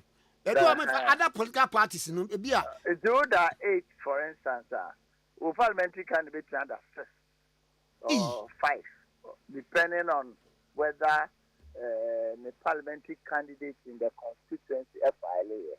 So that makes it difficult to have a synchronized kind of campaign. Number 6, the presidential candidate, the parliamentary candidate. Now, so localizing. So it's difficult. Almost said I can Adi me ba jo ade no ene just others no education you because say bia me presidential candidate eda 4 na wo saba parliamentary no a ono so the bia be 7 na de na muntimi nya ne say 4 runners no ebia MPP NDC nobody will accept anybody as a forerunner. Almost with ballot the independent candidates in the class. It is the almost last almost and come home balloting because they think that in their own right they are also a major stakeholder because 100,000 one almost 50,000 almost and all that. So nobody will accept the forerunners. Most to say now others nobody will accept that. First in the crowd, over Kaya 19, I don't think that many of you remember those things. Now, Koya balloting now. You know what happened? Daddy. What we do first, and now over fan number 1. The over do a second, over fan number 1. And say beka 3 days ya make kwa da ho. 1 week I don't go for that ho. Wow. Go for that and the chaos and we do that too much. So it was decided that an iPad justice. So in order to avoid the Kodahon in Yemen, your bar, young ballot to first. So ballot in here, will determine your best picky the next one, a bet the abeda. Just solve our problem of Mr. Machine or 3 days, abedaho and all that. It's about to first now, and that's why I was thinking about what is this? Ballot to first. Ballot to number 5. Say yes, ballot for the main way now. Una ballot to over picky ballot at number 5. What picky be the other? So it makes it very, very transparent and all that. I think the drama sometimes is there. But whatever it is, and I think and what is the difference really is about the fact that so picky baby to say one and now last a money easy mount in terms of campaigning and redirecting, provided you are still thinking that people are illicit and ignorant. So if people are not illiterate and ignorant in your mind, I'm going to it doesn't show anything. It'll be NDC or about what will be NDC or so it's really so much drama about this. But me, honestly, I'm very happy where we are. It makes our work easier. It makes everything easier. You can talk about we are going to heaven and all that. Now, one post be na abano latest post or say you about merely the kakra be slightly ahead of he says John Dramani Mama. But I won't. As a post, and we know what goes into post. For me, post Nagasani, you're leading their own leading, never important to me. What is important to me is about what the people are saying is the reason why they will vote for X or Y. So let me tell you. Reason John Betama about me, reason John Betama, a friend is saying, whoever. Reason here be Betama independent candidate. And when I was saying here, the political parties not to work on. You have just about 60 something days. And the reason then, you say, said I don't look like a Gen Z person. So The young people now social media and in man, almost show more life, home person more than me find that to set that they will have Rolls Royce, they will be wearing wages that are I'm a commander.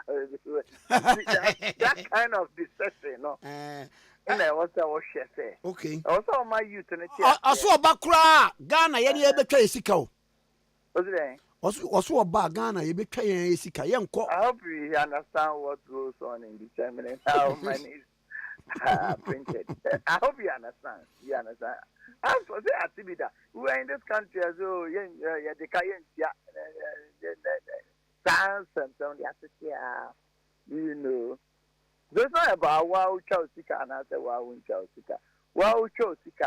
Now you don't have enough support of your export against your importer. Wow Chelsea will be the chama, you still have problems. And if you are not very careful, say okay, well, go Chelsea. Hopefully, say me watch them. Because oh, is the one now Chelsea use then have a abanda homa. Come on, Debbie. But what do you abandon body to my job? Cook, and after Roberts about the show. About also. So it has a lot of implications. I think that you understand it. And in our canon. Said also about you see, I call him from now. I think was the job of him. Now, Kumasino, meaning baby or babegu.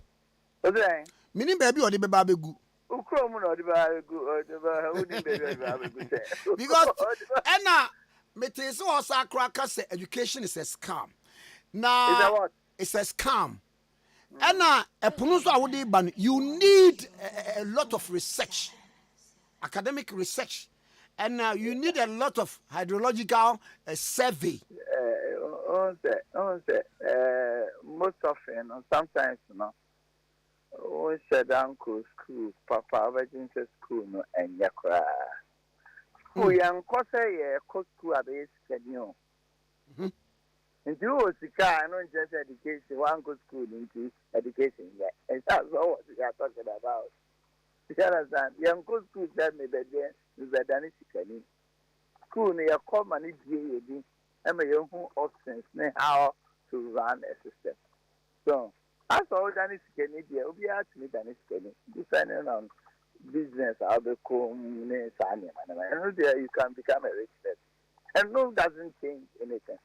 But you can imagine, let's imagine the world where we have no knowledge base of anything. Now, you have to say, school, to be out the whole world. Nakasa, even playing a yeah, because you need technical knowledge to turn the money around. You need technical knowledge and education. Oh, what come back, sir? What say? You bet me cry, ye baby. Near the dad, brofun, you say, we say, we are a bay say amount. Now you're conscientized or man or my coffee. Blames are thinking, yeah. I can blame. Blames are thinking, yeah. Don't let us waste our time on way. But it's important, say, as a campaign, the uncle for young people, because of the occupation, nothing here could be on Nigeria, BB choppy, then. Kind of whole social media, Rolls Royce, and no, I say, standing for one. But look at Nigeria for all the candidates. Senga, almost a queer contest, Obi, then. Peter Obi. Senga, a queer almost channel. Bibi happy bibi me if you yeah I'm watching no you see a Rolls Royce be near the they say Sanka ka say ento aba between no ne Peter Obi and Kobe winning the youth vote no because that's how they are seeing their future. It's all facade, it's all deception, it's all Nyama and Fakwema. Highly impracticable. Yes, you cannot sustain it. And imagine, so why the post now will be something now, 2%, 5%. Say, No, 2%. So that is what you need to. And as I say, campaign back one way and say, so called ballot paper no swap. You had any 3 year phone. On a pen and 3 year phone. Was it? That's the already almost be a haircut. No, I know the good say he's trying to get identity. Say, hey, and now a very easy amount. This is the more than 3 years for no. Now, what's up? I know there are many problems with they can do whatever. But in terms of why somebody will vote for your mama, whatever, no, must be properly interrogated. I know now, they hear me oppose now, or more, you understand? Kwame never fast one. Young Kunya wrong candidate as a country. Now, MP and coach. In my honest view, no, I think say, but about me stand very tall. And this is how we are here, baby. How we do no cry. We need to push it to first round track, and come round. Now we are first round. A bit now, Juma. I sure say few days back, you're harder, but you cannot see over when in an election until it's over. So it is a very complacent. Okay. Issues are almost really. A reason to almost so much X or Y and almost so Emma and people. That's where we must be looking at. General, I know a son of pay. Mr. Metamasi. That means, hey, now not to see birthday, but I couldn't more year and yes, and you cry. Maybe I will be here today. I have no 3 young coupon fire, but we're going to want Germany and some of our cosmos.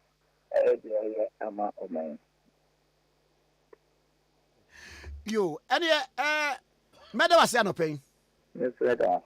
Yes, that's a pa, Ura, John, Boadu, former General Secretary, see you, Emma Siga. Mepamo Chow. Ya ma menum ne papa no da bia da mu ni junior kodi agro ba bia ne ho aye fi junior so da bia opese odi agro na wo be di agro a baba na ntare ne nyina aye fi wo se ne niam nso a ese wo sie na yenim se niam sie ana wo horo niam no aye den enti ya ma menum abatan no yesrem nyina mon ka Ghana fo mpempem nkoma ho na sweet mama ne o girls no mon ko back to omoa na mubunu na more respecting na new omo no packed with powerful stain removal properties na usi so a gentle on the hands do how the senior man atwa nsa no say o new unique sweet smelling fragrance wow na eno na wo de be siu niam na ni nyina ayehwe hwam enti ye fast ne kopel omo hand wash ana omo auto wash and so de ma washing machine no na grocery shop bi e be wo obenya omo powerful stain remover with long lasting fragrance it omo de da e ba ya che why na yes yankangum na yakagum no na obatampa maybe sawa kumsin yes ewutu senya east aha e ho na ye vote to kon oh na ya transfer ko na ya twen exhibition no na ya ko say ya transfer no effect ya exhibition no ya kura ya nko e be ko electoral commission ya better za ready ha ya ai na ai was a campaign ya intensify no enti na so ba campaign ya na daruma na zi ya pick up say na ya pick up 6 ya pick up 6 for monitoring and on the monitoring ya be bia anopa ani ewia be si anwumre na fiti anwumre so anajo no ya anajo no si asan ye ya ja so afam t-shirts ye be hia be say 1 million adai efie bia benya bi obia ne ba be shebi because e wutu senya de ye pentuo obatampa mevisa wa kunsi enti ma obatampa yeah breyen t-shirts no 1 million Yeah. Okay. And the baby. And I say can of food the begum no. Food tankers me no. MVP ade na hu no omoye no. What want to say? Eh fa Nana, ejuma ya we hutu senya east no. Ena na ne. Yeah. Ye be hia boat. Canoe no the outboard motor boat one. Yeah. My time pay. Hey, Nana. Don't forget to say on ye in charge of Baumia campaign, Costa only now. Costa belt no. Costa belt no. Okay, just a Costa I bet the bewa. I bet what? Ye hear duasa. 30. And no the be ye kwa. Yeah. Near see omo kopo so a. Ye be chase omo ho. Mo ye beto. E wo pono so akwa campaign. Campaign yeah. Okay. And I face mongers no so. Ye ba no ho ane no omo. Ye no omo a. Ye be gina bi mu so ai campaign to say Jesus gina bi. Mo. And na here 30 outboard motors no. So na dia ye. And na dia view. See e bedidi. You be the dia no am kran be ye. Odo o ma ye e mo bag no. O me be 100. Nana sir. 100 is on. 100 bags of rice. Me there be no me the initially no. On my 5,000 bucks. Bags, yeah. For the meantime. What as I said it will be a job. There be a job. Now and one also no. And a tomato kits. Yeah. Mackerel. Yeah. Now yeah. And only a punching. I'm going to be saying. I'm going to be saying. 88.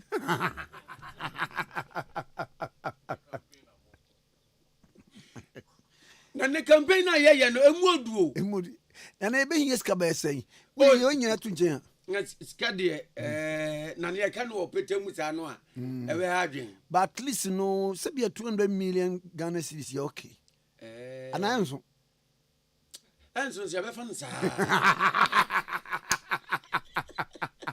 what a campaign. The campaign is campaigning. It's campaigning. And what to campaign? Now, nay, about a problem is our comes in there. Nana, truth be told. Yes. Once or by say, well, fish, and Zamote. David. And now we send our way, and our more watching them what is so big as now. Utim say na say kura na 5 for fish or me you eba no utim say fish for no can you na omo VSS. Yes, omo try what's the resource ni akwachi omo obatampo tu apunim wotumu a na nkura na graduate na nipa be no kasa epumu patatie wonderful obatampo baby say wakumsin na no nko na tumi kasa ma epumu pata e wole monko scorpion mu yina tie ayi na fantini was abenyi pampo no kasa eye epumu pata tenindi we tenindi ayo obatampo baby say wakumsin loyalty kese scan man de ba on fan to esco account no wanye ni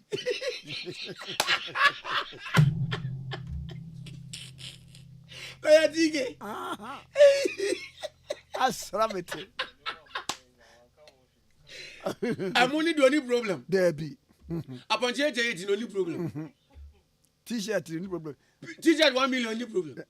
Scan on Kuano. Okay, wow. 101. What a wow. Because the money is the money.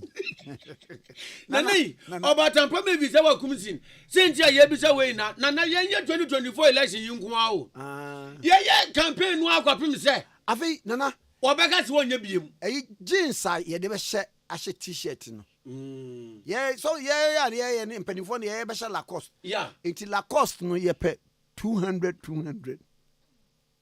Nana. I am Lumia Nunqua. There be a year 2028 year, best idea twas one. Hey, and they 1,000. Hey, Nana,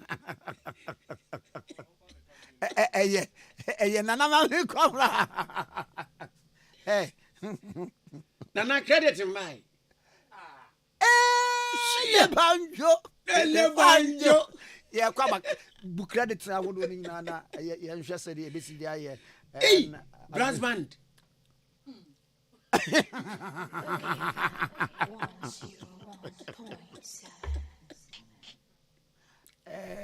Ma ya pe rather for the ebi no petition ti ya pe gallon no ma you 50 gallons of a petition. You go for gallon. For gallon. Extra large. Extra large 50. Small size then bam for obey ma ya. We cover.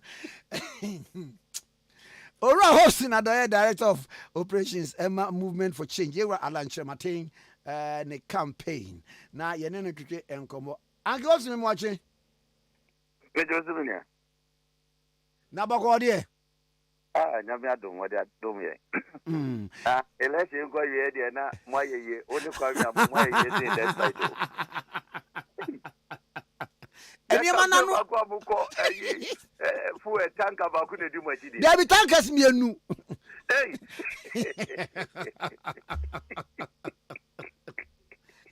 T-shirts 1 million. No, I can't say something days. It's every day we are measure 3 and I say.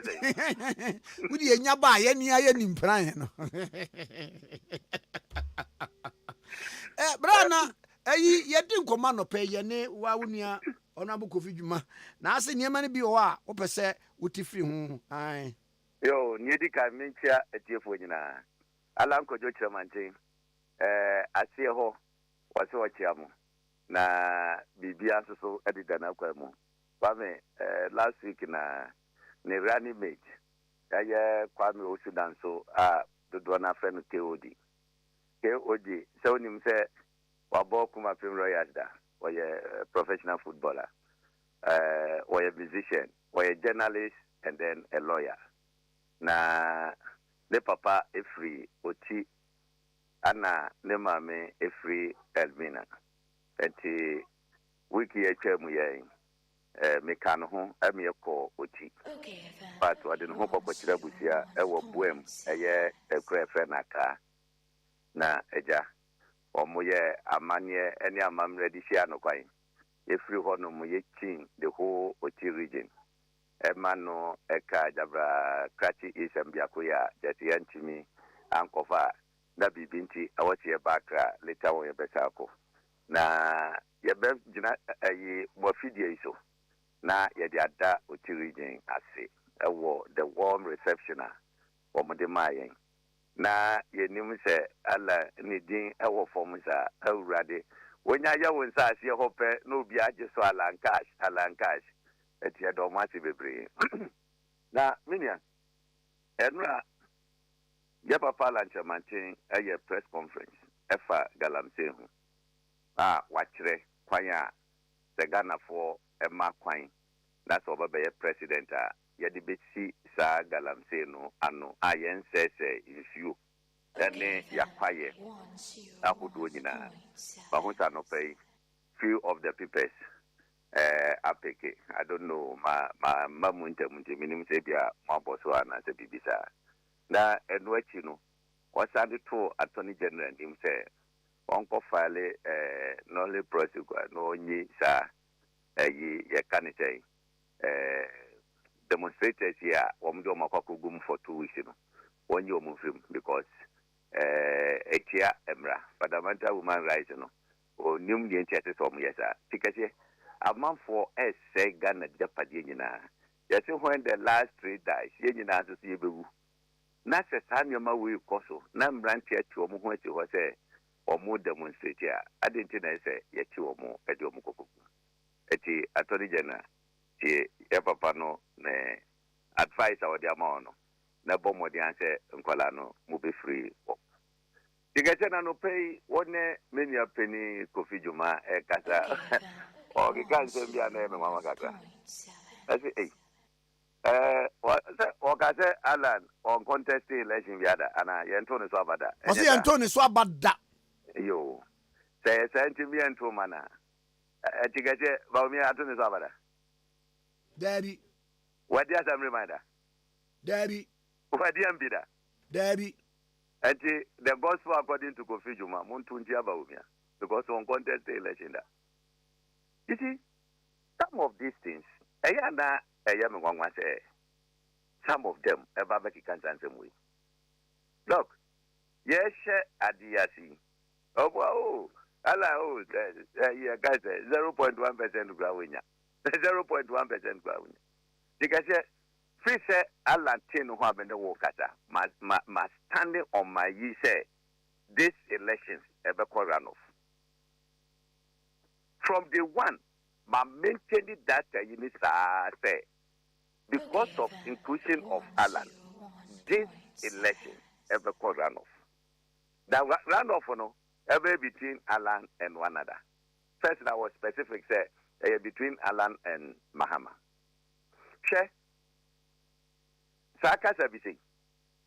What in the worst scenario, you have funny say, major example, say between MPP and NDC. Kofi Jumah be Timasaba Begina of White Kofi, and say, movement for change for Alan for Moma Mesobody, Obejima Bezadena. Yeah, say arrogance of power, say you won't yet here. Penny bit to me, baby, cat, sa campaign with you, and you're between Omone and this you, and you're between Omone Island. It attacks in your dinano, ever balance. We are ready. More attack, my dear Mubaya, Allah da Sijan and Aso, a shroud walk. Eh, or one or you, where you one touch, pussy in a just only nature you tell. Hey, I don't know, ever call run off. Possible run off between one and one. What I? A call run off between one and one. Between Alan and John Mahama. Make catch us a MPP very sir. I now went at your own. Because yeah, me too. Maintain crying. Meeting. And then Monday, me boy. Saturday, and you may Adam be Drakra. Me free Accra last week Monday. And Saturday you may number be Drakra. They say what is on the ground. They have no idea. What don't try to give her go no on gas and your pay. It's on the general. What can you pay? Ba, will be a reply. Could ma Atraba say? Baumia, or primary issue, Nancy. Now, Allah started Anna, or the MPP. Anna, Nanado, so. That will be the MPP. On in the contest here. May say, Allah started the walk of primaries. Never will be a new MPP. Okay, 101 points. I mean, a reckless or you know. Well, I mean, your opinion, and can say something upon it, but you need to hold my a buffo net time. And you never hear from near Cassam. Why? I am a buffo at times or so. What is it? And then, oh, Baby, hold my baby, then great land chairman thing. Ish. At the other way. The American United, so I copied that year. Look, 2007. Look. Omon Konkoto appear Minka book no page 245 or so. Appear Minka, the river in the sea. Omon Konko kind. Appear Minka said 1996. And then ka ally Eba as a presidential Oba contested. No bias because of the young executive forum. No waste cano mutanity no Kalambe BTJ Ekufo. They should go and reach. Yeah, what you are now? Yeah, who go consider as a quanda, so call for Gato Abama, who experiences in Ireland. Eddie has no organ. Eddie has no organ. Eh? A crab said, and the Kufa do choir from 2008, a choir campaign in Ireland. And maybe in Ireland, the Becasa, no affair, a cousin, and a Kufa Domina Becasa. Ede asa no di work no. Eti ye di mu say ya adwuma. Che kere de Japan ka tembi during a presidential primaries no. That no kan. What you look on the ballot. Seba Wumia, John Mahama, and Alan will sweep all that can vote.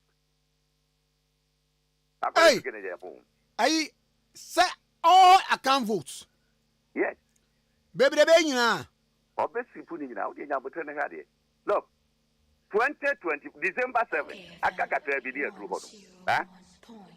Allah will get 35 to 40% of Ashanti vote. Mark it on the wall. Wow. Would you mark it on the wall? Yeah, Gasa just like that. There were grounds. We know. They just about to a lot of people don't want to lose their positions or Mukita in their party, but they are going to vote for Alan Chamantin. Yakacho Bianso said nobody is coming out to say my free major press conference may declare Malan. Nobody should do that. That is our strategy.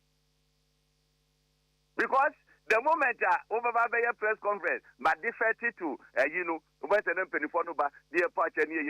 so nobody is going to defect. Let us stay cool, and they are going to vote. They say Tikese mark it on the wall between 35-40% of Ashanti vote.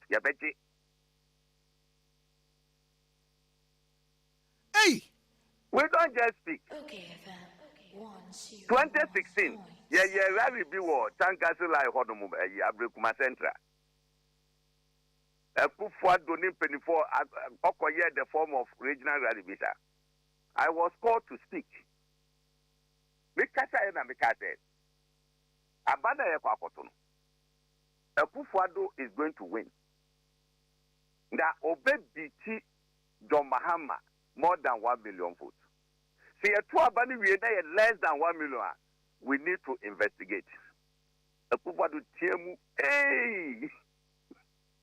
Wrong. Later on, I was that didn't want you. When you saw Baba wedding, the difference in the 2 years, and I'm so they wait and see. What say? Because Ashanti region, 35 to 40% of votes. No. What the Tikese Nyambo Treboko? We enye en route 3 months, less than 3 months. This year we know at a 60-something days more. And I'm what? Me crowd you know, me fa November nen kahu. And you know be ade boa no keke October. That's right. That's right. And to say, what you Nyambo Treboko? No. Yen last weekend or so, or last 2 weekends or so. Yakwaye biwo Kukrantumi. Ya branch about Duke, Nema mi frimu. Ne brother na ye PA to yejin ahin. Ono so omo mame any frimu. Eti mishia yujin ahin kra wo Kukrantumi. So there were some party MPP executives from Tema West yeah. Me no mo jira ho ye what. Oh, no way about. Oh, then I'm your organizer at home. Now, Allah and the Metromanu. No way. And I'm saying, some of them. Most they have no move Jomonu. Somebody.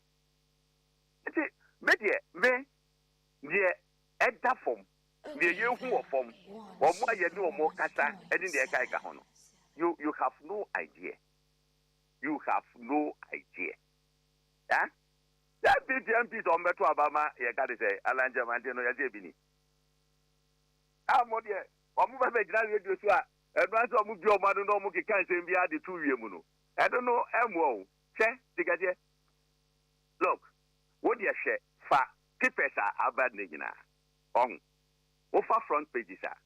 The stories are a year from a work front pages in year 4. A mutre is about MPP. Every day, continuously. I don't know. I don't know about my winning elections. Number 2, what the fuck room? They say, Bill Boss, I can see it. If you want to find out what in real money, Yabu Bobo, I will hold them.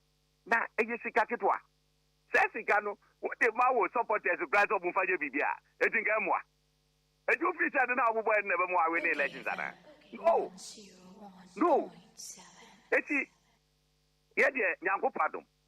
What do you say? Oh, Allah won't go. You bet disqualify no. You bet disqualify no. And Alan, you ballotiano, or that's your. Made say Jumbo do Casano. Was that the idea? I see how that's a sorohono. And no, they are the result with the campaign. Any other. So, as long as you can get there, I see how dear. Will be happy. That you get here, I did the answer was your home. You go there, you to a month for 10 days as you what they say. So, dear general. You say, a Juma Alancho Mante, aye, on the ground. Myanmar, Washishe, the Hubrasie, the Casa, said when you are month for Casa, mpanyinfoɔ matter the proper planning the strategy ayɛ de agu kwan mu ɛne deɛ ɛkaeka ho no so meka kyerɛ amanfoɔ sɛ yɛ no ɛsan sɛ yɛatena party mu yɛhu sɛdeɛ party teɛ ɛne ade nti no yɛnyu so saa party ɛyi no a mmerɛ bi a ɔmoyɛ no sɛ ɔmo candidate bɛkɔ constituency bi mu ne akɔtwetwe nkurɔfoɔ afiri bɛyɛ 4-5 constituencies ɛde aba bɛgu one constituency na nipa gu hɔ yɛsi nipa bo ne ne ɛgaga ho ne nyinaa nkahu wokɔte sɛ ɔfo soldiers bɛgu hɔ a wonyɛ hwee sɛ wo ne ɛdeɛ no yɛgye na proper strategy bɛyɛ strategy in the seven market baby menka no ayi but the voter contact strategy na yɛyɛ no it is making a great impact okay making a great impact yɛkɔ ayi roundsy adam who say yes I did not perform so wo ne ɛdeɛ no because wo hyɛ aseɛ na no bia sorry any ade na ɛyɛ na ɔmo kɔ na ɔmo twa mu na amanfoɔ yɛsan yɛti sɛ ɛyɛ na ɔmo nhu anaase dɛn ɛyɛ ɔmo hu sikakyɛ n'anu yɛ MPP kakɔ agbogboechi hɔdom sɛ ɔkɔ akɔyɛ campaign wɔn sɛ ɔmo bɔ ɔmo tutuo pa ma ɔmo wɔn ne sɛ ɔmo bɛgyina radio so na ɔmo yɛ confident sɛ we are wɔn yɛ dɛn kyɛ Ghana fontie aban ɛba no tena se makomo de wa the last minute omo aduane se dia o party SSB wajimi ma yen komo no why me pa cho na me why nyabotre ase na me de ko no wo ye MPP ni na wo wa tena konya num na me nkata tena konya num na me nkata ye ni bomo ni den ye bra cheze me kire se de o ka nyina wa wie na me kwa ye adwuma foforo bi mra why me wo interview kra why did I make an why we were interview paid for interview dear. Hello. Messi we were paid for interview dear. Yes. I am a mirror up. Mati. They just a party and coming over in the bar. Security agencies 2020. You better ban on mum to boom boom. When you are a form of an form, you're probably a January change your tomb. Yeah, free, and then or must started. But yeah, Mumma money now, you himself over there. As I will pay for interview, Nintino, will be a Cotuabana, one Kaiser, a Yasio, dear Papato, Yanko Punchrow. One Shraw so Ora Hobson Adoye, Director of Operations, Emma Movement for Change. And the anarchy and common. Maybe I'm tell say we a businessman, businesswoman, now pebosia. And quite baby, Bills microcredit for normal loan, never trail business in Bills microcredit, no 15 years in it, and any more dig more. Baby says a number way, yen and near free and quick credit, no. They say a trade minimum, Abe free and Bills microcredit. It be a beer, not quick credit for one office one. Branches no a and a Bills microcredit for your more loan you trim for more years. What to was say treat and crack. Set you yen so no interest. I ain't see who already see loan. A ye kits be it about bra. Now Bills is here to show you that everything is possible. Inti bra na embrace a brighter future. Bills financing your needs, bra. Bills microcredit. Na yema obusia. Me say ye wo quick credit for office and our branches na across the country. Wha ne wo. Ye ni ana say ye di na be Bills microcredit no. Bra na yema loan. The factory o business mu. Okay, 101.7 so any. Ya wo me so na yemra. Okay, FM 101.7. Akosia. Yes. Nasa okra me say o ko Vitality Health 360. Akwa nhwemu afọ mpomden wo no. Enche bia. Na se sia no okwa bana report to crow na wani mu siri. Vitality Health 360. Wo mo the UK protocol na ye adwuma. Se woduru ho a, don hwere ba ko permeche 1 hour. Wo mo be ye 50 different tests. Wo mo ebechu moja, wo jonso, wo saliva. Aye nhwehwemu e dia fo mpomden ho. Don hwere pepepe. Nya de nhwehwemu ni nyinaa ba wobenya wo results recommendation ene ne wobenya nyinaa. Vitality Health Screening emfaso pi ena wo so eboa amopomden ACP esita ema wo ya obabunu abrebia eyi obrefru so Vitality Health 360 we die mo bani ankasa wo Osu Oxford Street wo mo ben photo club sa wo pese wo ye health screening na enwo na sa wo be free 053 834 1778 anasa 0302 799 715. Vitality Health 360 mampomden hu hia ma intinimdia wo adepam ne semna yemu se wo be wankasa wujuma anka emmoa hwe ewo economy we mu MPP abaye ne timudi a waso ato agu yensu sei media mempese to bekumi ansa na mebra so hwe won asema making bet kakra me die nti ayate me no ne Kwame eka ne de ye no ano no me ma mekra mentumi nsende ne skama ne mfa nto edro esai 11 na no oluma ke ya woto ya woka asemi nkoyi wo port emfa be ubei eto me twa wo port wo no COVID-19 nyina aka ho mekra de enye me wanwa se otwofo na oka se obeye free taxation de akọ production no ene wode to ekum ye wo mai musa me de maye madwen dada se afi joma ama ne NDC na metoma ba ma wo esane se me wogidie wo ne mu ne bohye nyina mu o se enyuma nkuma wo beyi VAT free wo mo so yenya afa ne ye bi enyuma te se me de se enfie mienu edi nkan no ye ntua to o se 11 ne betting tax ne nwisie to nyina wo beye free wa ma ye komu ahan meje joma ha ma samudi esane se wa ye bida chale kojo wani na wo afi ensakra mena so to abama nsakra papa to abama John Mahama and NDC. The luckiest, luck is everywhere, for everyone, yeah. The luckiest, luck is everywhere, for everyone, yeah. Doctors, nurses, barbers, drivers, bosses, friends, teachers, bankers.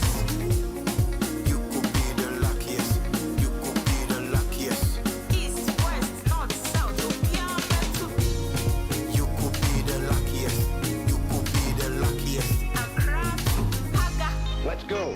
The luckiest, luck is everywhere, for everyone, yeah. The luckiest, luck is everywhere, for everyone, yeah. Doctors, nurses, barbers, drivers, bosses, friends, teachers, bankers. The luckiest, you could be the luckiest. In fact, you can engage in all the propaganda you want, but if the fundamentals are weak, the exchange rate will expose you. Anokwa ejam fama boma kokoto ada ho eti enei exchange rate no ena Dr. Baumia ne MPP ada pedia na December bosume eko na wie ye wo 2016 no na sika wohia de $1 ba ko ye 4 Ghana cedis enei wohia cedis mako dunsia ansa no wa $1 ba ko esa ne cedi na ho odin a aba fom nti enyuma bebre gugu dodo no so ahwe sika botine a wade ye adwuma enye nkrofo we na ka say yeti sika so na so ekomodi yen Yeti sika so o ma enya ohia mai nam amamu a enkoyi eti ekomde Ghana fo ebro esa ne se adechie bia ya to nuema buomu sa ho kirei ewo ho eda ne ho adi ya setere mu adechie bia ensakra ya mrenenie to abama John Mahama ne NDC Kwame, mi ya umuwa me ba penyi no kane no onimade pa. Na so nan se boa no obon. Me dwene ho amenti ase. Na so we dey simple gra. Fanuko White Stone Dental and Eye Care. Na yen checking anima no. Oh, jai samani abrewate. Me ba bona me ka asma chwas me Fanuko Eye Care Clinic. Na wonnim se enkwada bi wo no mo a. Wo de sua enkoyi nyina no efi wani. Akwada bi wo a abra teacher ni kyira de no. Won hu ade ni yi. So wo tie anima na so wo tie akiri. Eba ne sa. Fanabra White Stone Dental and Eye Care. Nye nhwemu mfa ne no. Ohaw bia entam se bewe ne asia no ama no. Ayampa o. Na sekro ne yade no eba emonka ye.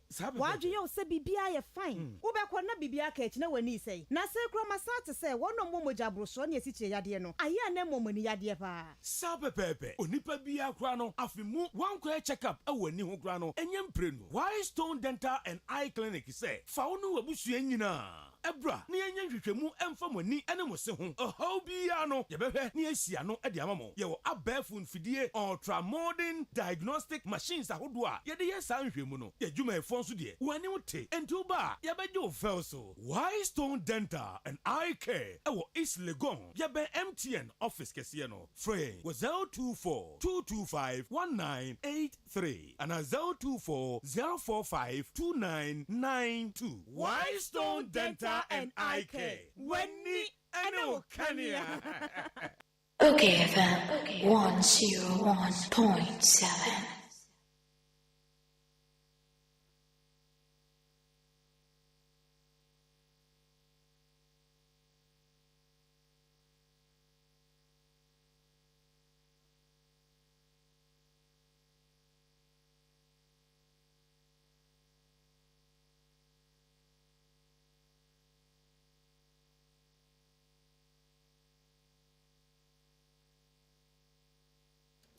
Okay, 101.7 so any abusuafo ye bedi apomudin komo na me de apomudin komo bia na maka kire se mo bi ntwe akonya mpini na ometie bi na mo kai owura bi e friend Mark Polak oye chief marketing officer SOS Essentials Limited free UK ebaye na ye ne no betwetwe nkomo wa ha efa adura wode aba ebi ekuta me wo mo asa ye nhwemu e de foforo aba ye friend SOS Advance na enuni ye ba be di hu enkomo pa na owura Mark Polak ofiri UK abrochimem abeka mensa wa ha sa na yewura Gabriel Chum wo ye pharmacist general manager Vitality Health 360 wono so ewa ha na yewura Mark Polak de wo ye chief marketing officer SOS Essentials Limited na ye ne wo entwetwe nkomo.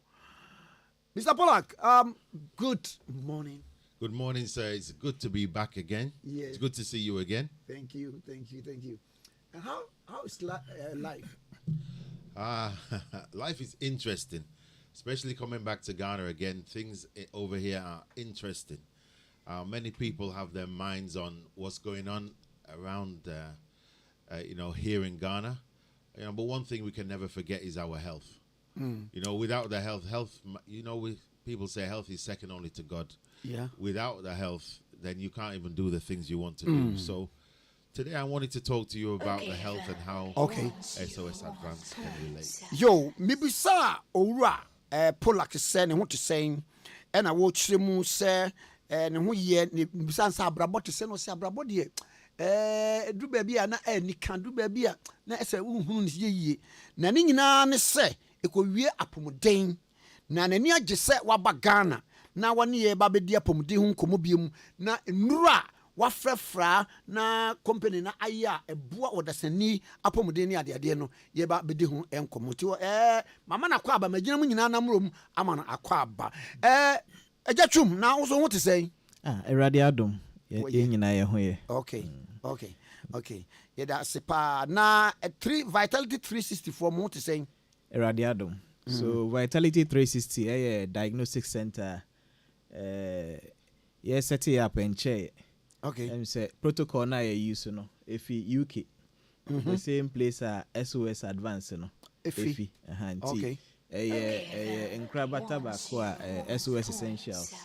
Set it up Ghana hasi. Screening protocol na use no. It say the use for UK na. Yeah, Mr. Polak, what's your location in UK? Our location is in West Yorkshire, so we're in the city of Bradford, 200 miles from London. Okay. That's where we're based. That's where we do the manufacturing. Oh, right. Yeah. Because I often visit Edgware. Edgware? Yeah, sure. Okay, Edgware. Yeah, that's in London. Yeah, that's in London. We're 200 miles north, and you'll get to our place. Oh, wow. That's very far. Yes, it's very far. Very far. Okay. I can take train and then... You take a train, 2 hours on a train, you'll be there. Oh, okay. Right. Let's begin the conversation. And then...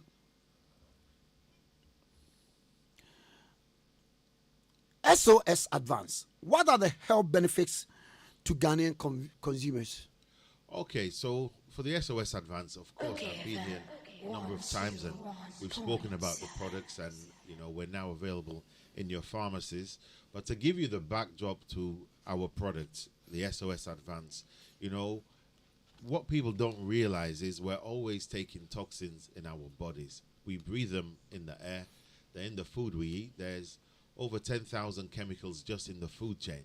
That's preservatives, that's flavorings, that's numbers, and it's in what we drink. And just so people can understand, when that's building up in your body, then it causes other things not to work properly. So most people realize now diabetes is on the increase, blood pressure is on the increase, gastric problems, skin issues, and most medicines deal with the symptom. So that means they will give you medication for the rest of your life. For our product, the SOS Advance, it deals with the cause. Clean the blood so the blood can then supply every organ in the body and it can work properly. So really, why would somebody in Ghana need our products? Well, everyone needs their blood to be clean, because when your blood is clean, the whole of your body can function the way it was designed to function. But when your blood is toxic, and unfortunately, many people's blood is toxic, but you don't know. You just know the symptoms you're getting. Openina sama walking na ene SOS Advance no adwuma baako a eyenie enuane a yedie bebre no chemicals bebre wom ebi owa na aduane no preservatives no chese ye de bo aduane se de be ensei na no so ekwa na esei ni pedua na de niema ewuram wo se ewuduro a eye bibia edi a emwo ni pedua no ebe 10,000 de bi ewura yemu drink ayenom ewura yemu na we nso ewura yemu na se SOS Advance no wonya bia boa beboa wo ene se one ebe clean eye umoja no blood ni mu nyina be yi bibia afiri mu afei efia wodo a ewo mu nyina edi toxin nyina enso afiri mu na afei aboa ama immune system no so wapomudin SP SC eta. And then I understand you use natural technology in producing this. Can you tell us more about that? Sure. Everything that our company does is natural. You would call it herbal over here. So we use essential oils and carrier oils which are natural. We use 11 different essential oils in the SOS Advance, and they all have benefits for detoxing the body, for supporting the body, for building your immune system, and so forth. So these oils are even readily available here in Ghana. What makes our product special is we use quantum technology, another word for nanotechnology, which means we reduce the size of the particles. So when you do that, what is the benefit? The benefit is that it can go further into the body, into the deep tissue of the body, where the bacteria is hiding, where the parasites are hiding, and it can cleanse you to a level that nothing else can cleanse you. So when you use the SOS Advance, within 1 month, your blood is totally clean. So is it antifungal, antibacterial, antiviral, or antiparasitic? Yeah, absolutely. Our products will remove viruses, parasite, fungus, bacteria from the blood. These are the things that make your blood toxic. And the blood's purpose is to carry nutrients and oxygen to all the cells. So when the blood is toxic, it's taking all of these things into the cells. So then the body doesn't work properly. Our job is to remove them. Okay. Dear all children in or say SOS Advance no. So odasani wunya bi enomo a.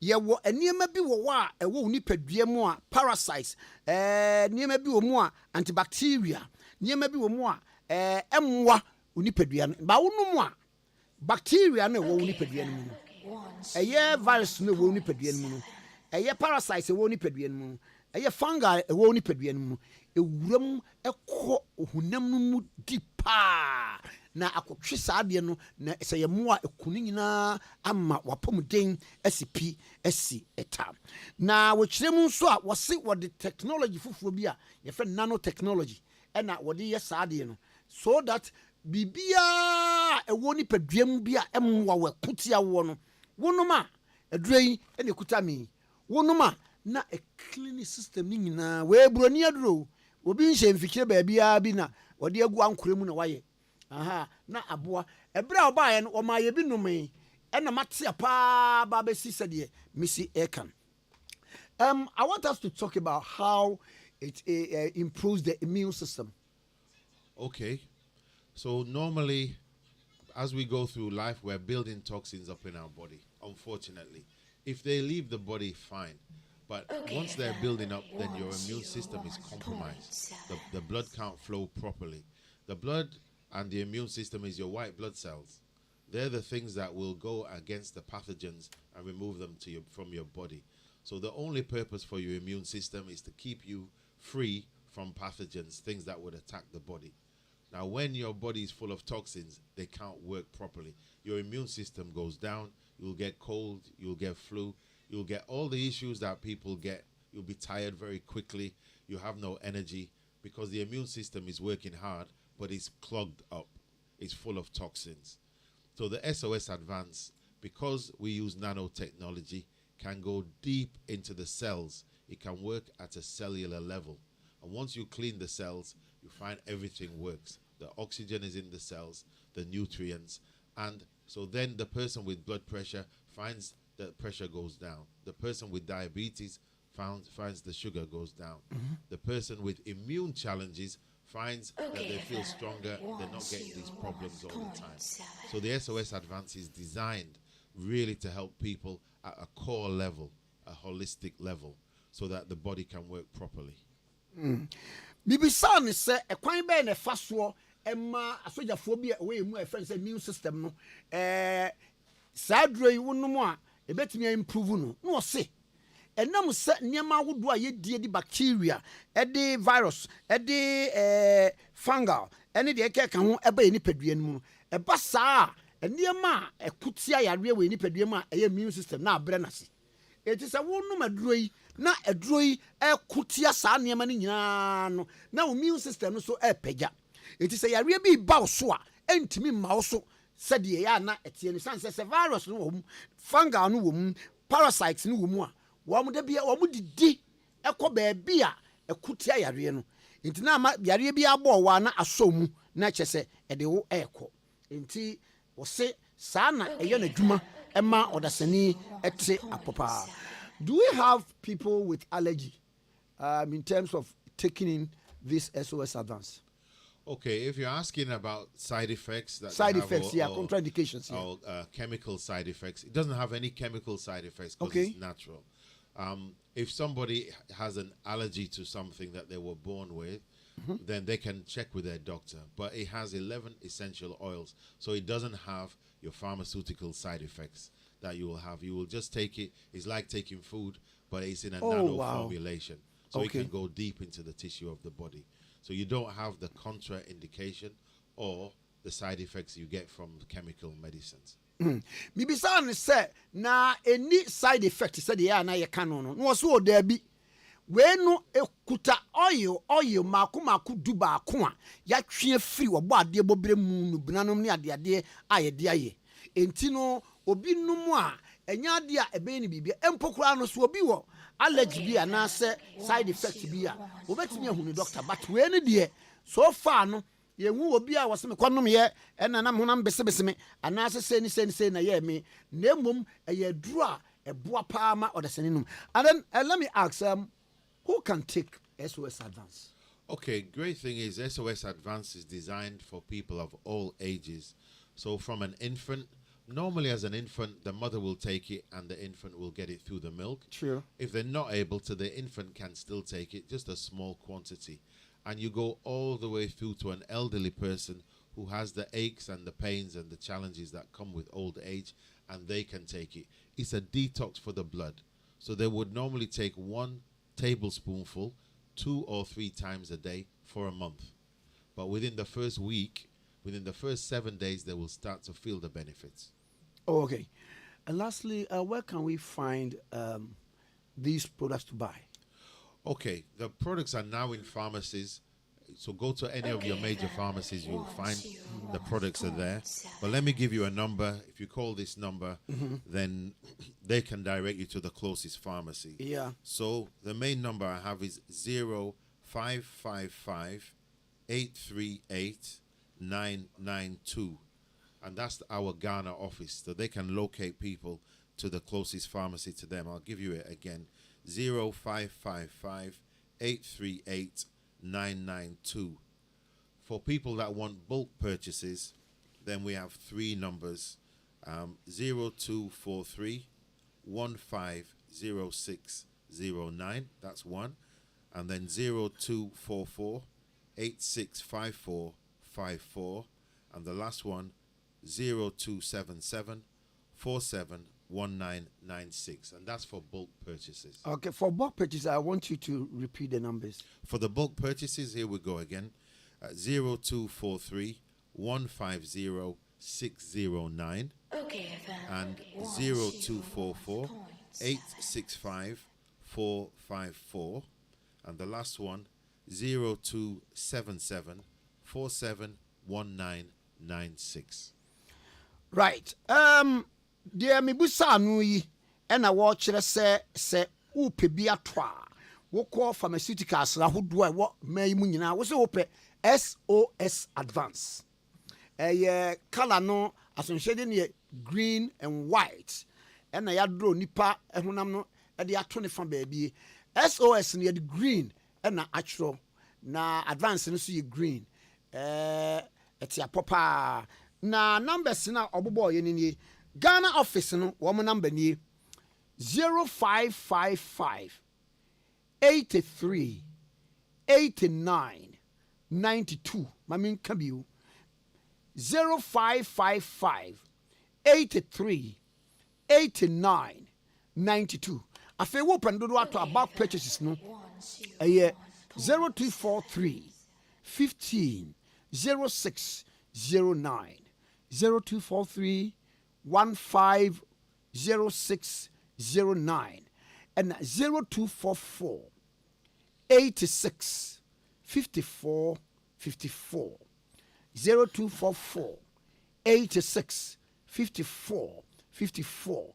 The last number for bank purchases 0277 47 1996 0277 47 1996 0277 47 1996. Yeah, afi mamemra Vitality Health 360 Diagnostics Center. Now many opening so fan komono emfenwie eye Owura Gabriel Chum, pharmacist and general manager, Vitality 360 Diagnostics Center. Mira, Vitality for obi misam se mugina ho maden a obi ya no say. Nti Vitality ejina ho ma preventative health. Nze eba Ghana ha we don't have a culture of medical screening. We call Europe advanced countries in I mean company our here Jumana compulsory say obey screening. Sure. Yeah. And apart from company our here Jumana compulsory screening ankasa the general citizens in ankasa so there was some test to be or where I will make sure say obi maybe na madam for be catch me say we receive text message say aka 1 month I was okoyen cervical cancer screening every 5 years be a money compulsory so a hono say oh problem be a to me detecting in them na yaso ano you're saying be say early detection saves lives because obi o problem be our doctors and be catch no nka oba antem de anka betimi aye ho bibi but because a delay nti I mean there's little that we can do and I betimi aye bibi kra obeboka more a chen say senka eba intema nti vitality screening no screening be a oba ye do fa a lot of tests you check your body ni na from surokosi form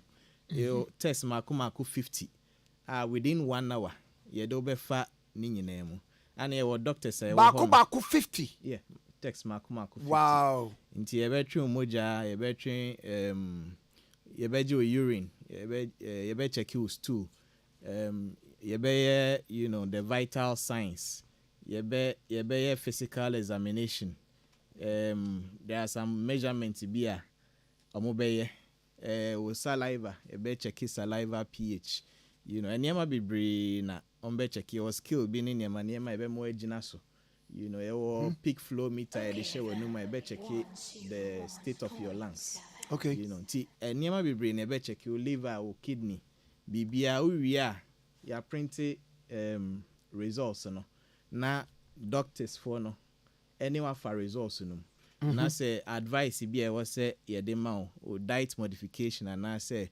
exercise bi e was say we ya o ma counsel na why say ho be hia say obe hia edro bi a o mo be tro ama say so ho be hia say be refer to some specialists based on results na abana o mo be ye ama say ne be ya bibi wo ho e was say so anontem a ya so anontem ko ye so anontem a ya na bo no fom but say yare ne koye advanced stage na era show the co teaching hospital how the kanoso na what kind say ya yentampe regular checkups na dentina health screening say will be here say oba Vitality 360 Diagnostic Center na obey regular health screening. Send me see can earlier no say we all need to invest in our health. Anopa utu ka na ona mabehu se mrofu ye omo Ghana hai bebre nam kwan ho omo ye jogging ye exercise ba obehu bibini na oye bia na chese opese ne sote ana e bia wako hospital na no kra wonim dia na esa ha dwen wo ma ye wie no emu tu o mbesa ko diegu boys na ha dwen enti hono omo diet no enu bi na ye copy but omo culture of exercise ni preventative health no no de ye copy nti enu bi na ye pese ye develop wa ha say men train ma wonyare ansansa na wakwa ma ya test sisi ana ahoden wo ho no invest enyiska na wotu egu oba na ye hwehwe omojam Johnson ye check you stool ye check bibia na problem bi wo ho a one of the things machine bi wo ho no check we internal age obo o nam ho no wedi 30 years and so be checking internal age no or nam over 60 say nipa no ohia advice obi nso ho a we nyi nipa so checking internal age na o ye younger just or hwe no ho so ye means as the more 3 months. Yes your machine be check stress level doctors for be advice you have to manage your stress. You see, but we don't really have any device calculate stress level. Your machine to me they calculate. Your machine to me they calculate the total body fats, your visceral fat, any other fats are or body. Until say that diet so now o person will lose weight, o person will reduce or fat content. I mean, we have a device to monitor the quantity of fat. I mean, you can plan your life well. Okay. Now, more here. Okay, so Osu Oxford Street. Accra. Accra Osu Oxford Street. Ben Photo Club no. Okay. Pharmacy bi ho friend ECPL pharmacy. Sa abrosan na ECPL wa ase no. Abrosan ne soro na ye wo. Nti wo ba ye be show. Opese ubukia oko website no vitalityhealth360.com obetumi e booki obi be fro na wa arrange ama wa hu doctor no you san working to working in tem bia be ko bia doctor wo honom say patient bia anywhere omo attended to the patient betumi ayo screening na mosque the whole screening and am say a dose into it take 1 hour per one person. So omo test ni we are doctor no so na obedi be 20-30 minutes e do have results ni nyina one by one na advice bia wo hia bia won sabeka. Okay, na number no nti vitality health screening no number no 0302 799 715 0302 799 715. Nti ɛno no yɛ landline. And mobile number no so yɛ 0538 341 778.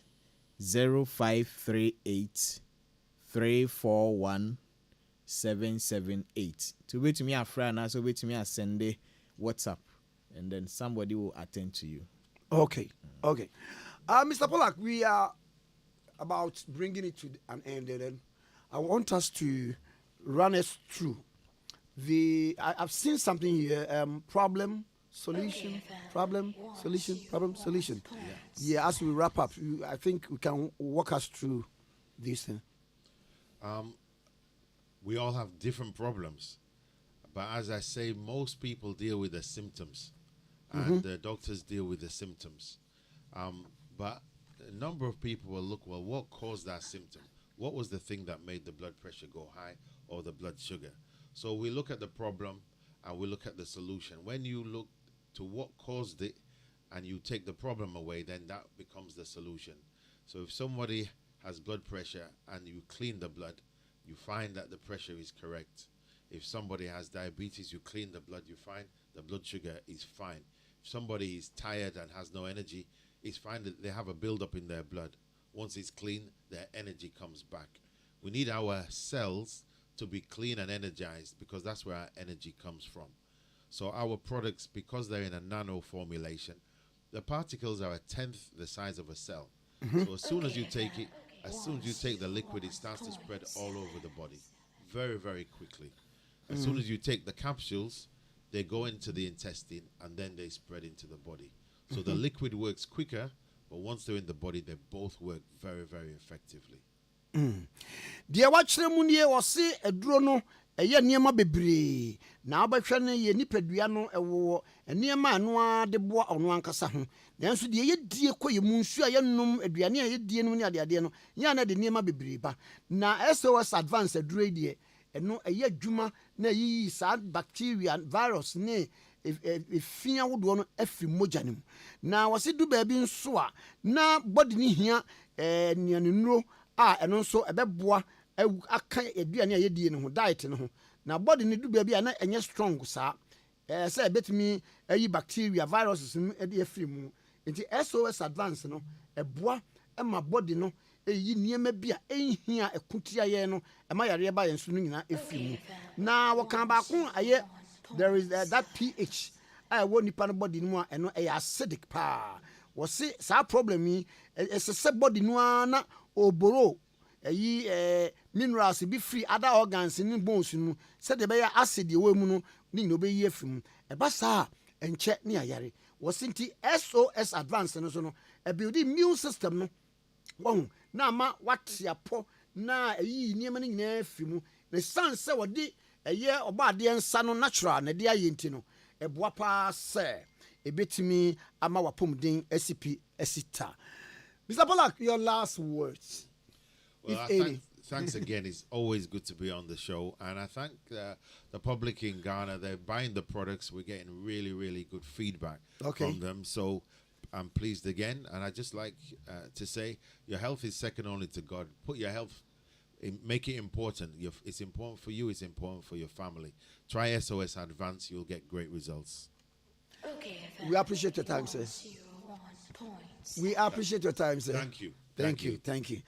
Yɛde nkɔmɔ no nyinaa aba awieyɛ ɛnɛ mote owura Pollack ɛnka Mr. Max Pollack wɔ Chief Marketing Officer SOS Essentials Limited na UK abrochimɛ mu ɔnte Ghana ha ba wate sɛ OKFM aha ɛne nkɔmɔ no nyinaa wɔ nti bere to bere mu no ɔfɛlu pre fi wɔhwɛ na waba na wɔne yɛn abɛdi nkɔmmɔ sɛdeɛ Ghanafoɔ nso mu apɔmuden ehia SOS foɔ no na yɛne owura Gabriel Chum wɔn nso ɛyɛ pharmacist ɛna general manager ma Vitality Health 360 Diagnostics Center na wɔn nso yɛne wɔn nyinaa nso ɛdi nkɔmmɔ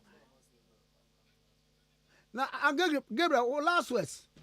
The mechanic say we should all invest in our health. Because today boy I busy up and down. You know, we don't give our health attention.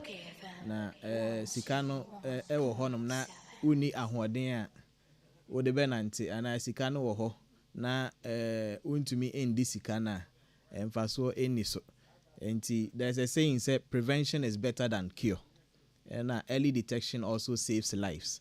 Nti yɛn nyinaa yɛmbɔ mmɔden sɛ yɛbɛba na yɛba bɛyɛ screening na megye di sɛ biribi wɔ hɔ a ɛwɔ sɛ yɛsesa wɔ yɛn didie mu anaasɛ yɛ lifestyle ma doctors foɔ no ɛde wobɛfam.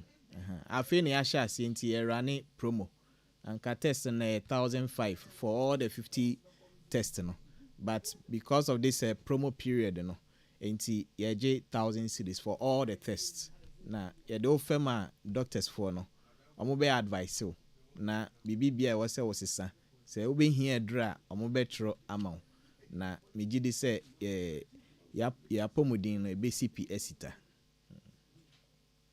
Ɛdeɛ mɛda pa.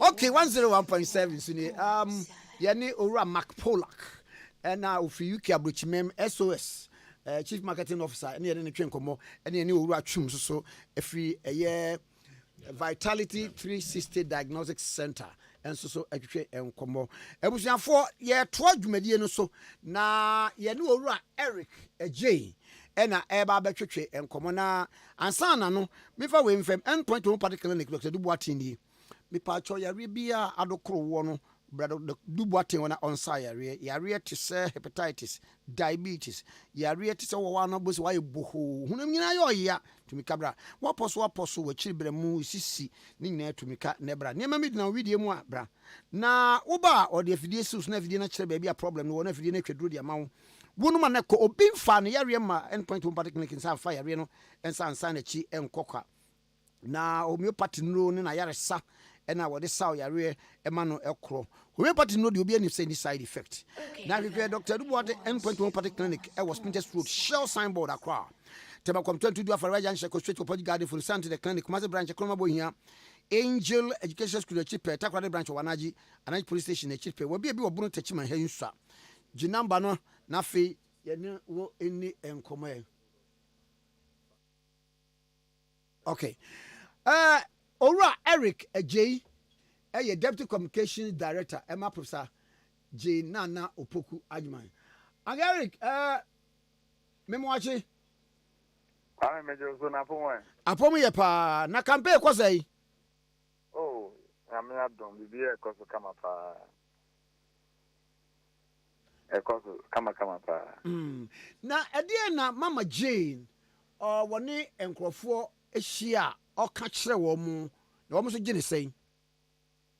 Kwame that mamentia okay informative for you. So far so good. Ya boy ya pro bona yeguso me no kaza sifie. Na no fiada ene ba Asante Mantemu. Ebeti a ochokoko so ya na no 248. Sign call ye na yo itinerary for France so na o fie kodi so greater until Saturday. We and na sign by Kumase. And there were women's manifesto 10 years to Great Hall. There Dubai Concourse. His Excellency John Dramani Mahama and Kasabebina running meeting so account. If you ever call Western North for another 3 days and sign back. Message, resonated with the masses. A message back among the idea him on in trouble Mupaye. Mahon Seminar or Women's Development Bank, Yedikin Akase, Osha Ghana population, in Ghana man a dozen. Yenina means the I want to be seen at the view of Mabos woman and the Sijo, Quayan Anabua. That message about Women Development Bank, Quanya the Faso, a resource ma, Mopeso Muyimano. Arizona with the man very well. Very, very, very well. So far, baby, I could be we can say feedback here very positive. And the National Apprenticeship Program, so now, yeah, Kwanya, Yabema, and Mebunanians and Jumaye, near Abain, which is the Nedron Mohammed administration. The Abeya found, and then church Munan so Ekuyi. And now the Amanias and Patemubia Obekone and Yama would be here. The honor so Conan and Anum Studio how to anymore. deɛ yɛba yɛbɛtumi ayɛ asi ano kwan no so no ɛno nso yɛ a yɛde ani gu sɛm atu gyafa ho so far so good, everything is going on well. Na moko pie menhia deɛ yɛateteɛ ne sɛ ɔte kɔkɔɔ so se ɛsɛ muyi ma Jane mo akyɛre dodo ɔno koraa kapos na wɔkɔhyia ano agya wɔne ne di asa na ɛba ne sɛ na kyɛɛ yi what's that? Yeah, ma'am, you're doing about 2020 elections. You're doing about 2020 election. And I wouldn't want to say, woman said, was a kuta menshia din. Ajimano. Opokuni Ajimai. Oh, okay. Aha. A demi and some pet and I was santamem. Oh, okay. Opoku Ajimai and was say. About 2 years, I'm running mate for Nubia Opoku. But I'm one who never to Opoku. And wouldn't say Ajimano so Prempetuaso. Yeah, Ajimano Prempetuaso. I'm no. And easy. But almost buying your people. Oh, dear. It's your coin. As a year 2020, you could see him for the pre. So the end of the piano. But the area not mainly a silent say, you be a proper do man and be more. Near Corny and Nanamakushi, and it's over Kaya, a pro boss in Central Region. His Excellency, and the on Kazakusian and I'm now in the House of Chiefs. And Yakoda and declare Central for one son, I share a pro bonus. And what you say, the entity will be more one and another video Kukuma, and only a balloon come out and also Koso. And then you are starting women's program in Asante region, Women's Manifesto. Into on our calendar, and I say you have starting activities in the region here, and you have an night for another channel. Engineer Bessa say, Dina, your program, and you're being about the you can't buy the Friday nephew. If you are nearby, near starting activities in the region, and your boy, your road map, your dear boy, a pro. But if you are not open so a person car, you know, any moon, I never see the channel. And also, I'm on your four, your dad, you only for me, and you turn your idea a hand, but okay, and I'm that we know who you know.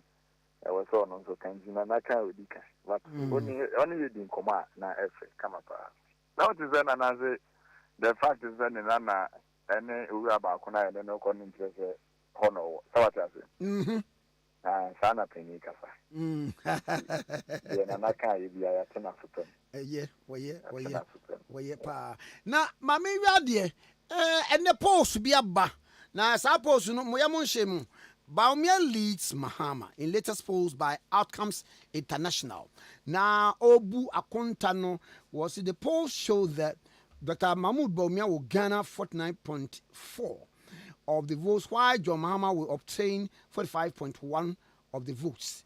Less than 1%, 0.3 of the votes will be shared among other presidential candidates, while 5.2 of the votes are still undecided. The research was conducted between August and September this year and interviewed thousands of registered voters across the regions of the country. Etosei. Oh, Kwame Mommy Kusavia, and Yamashi. You already know, you're not my boy a pro. We believe strongly, say, Ghana for better Obama. Scientifically, we'll be conducting a research. I don't know the methodology of using minimum sample size in the account. So what I say. But for them, that is their research. And I answer your pro bona air bono. Maybe a yet, you know, you didn't second Yannick, Abani Bidding Kuni. It is a wow memo. One okay, almost 2 weeks ago. Or more research at our presidency, research the Basa Pie. Okay. A pie. And a pie life. Okay. At the end, Miss Many and Chasso. Oh, yeah, this Isaac.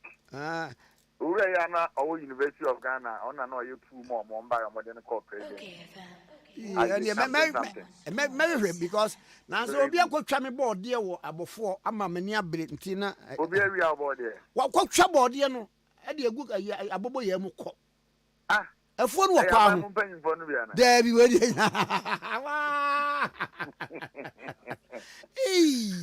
Kwame, azemo. Kwame, research our de buy no. No say abana pai. Be na otini ya this another research aba. The apa ni dey do omo na wa head. Yeah, ni omo ni competition ya okuma. Omo ni Ghana for ni nyina na esi akan. Wa be di akonya ntia nwotwe. Mu ni ewi. Ghana for said you tune for can in 2016 no. Ghana for the community bre and a 2 betia mahama anameboa. And the Ghana for corona no the community bre and a betwaba.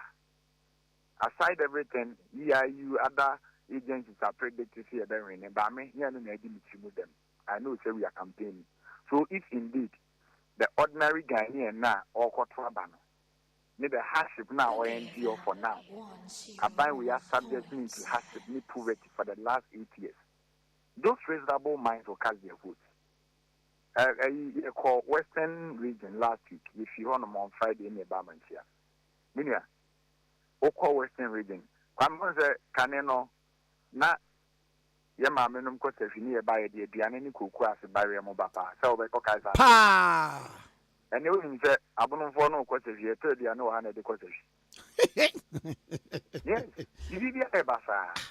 Na kani sefi pa wo se me tena sefi dwuna se e na ekire mbetena ayi asanwe so aduane de ye de abu ene ye de aduane free part ha southern part ha bonumfo na asante ye de aduane free akosafi all because of kwanya ya maku adwuma ye basa ene ku adwuma nya akono enu ntina Yanama probably some of the communities na kuku krano yutubu yani galamsi. So all these are factors yede kwa kotoba. Ghana mebunu enye jumanye. Ene Ghana ubi okoto government bonda aban siminti mintia isa fi weko.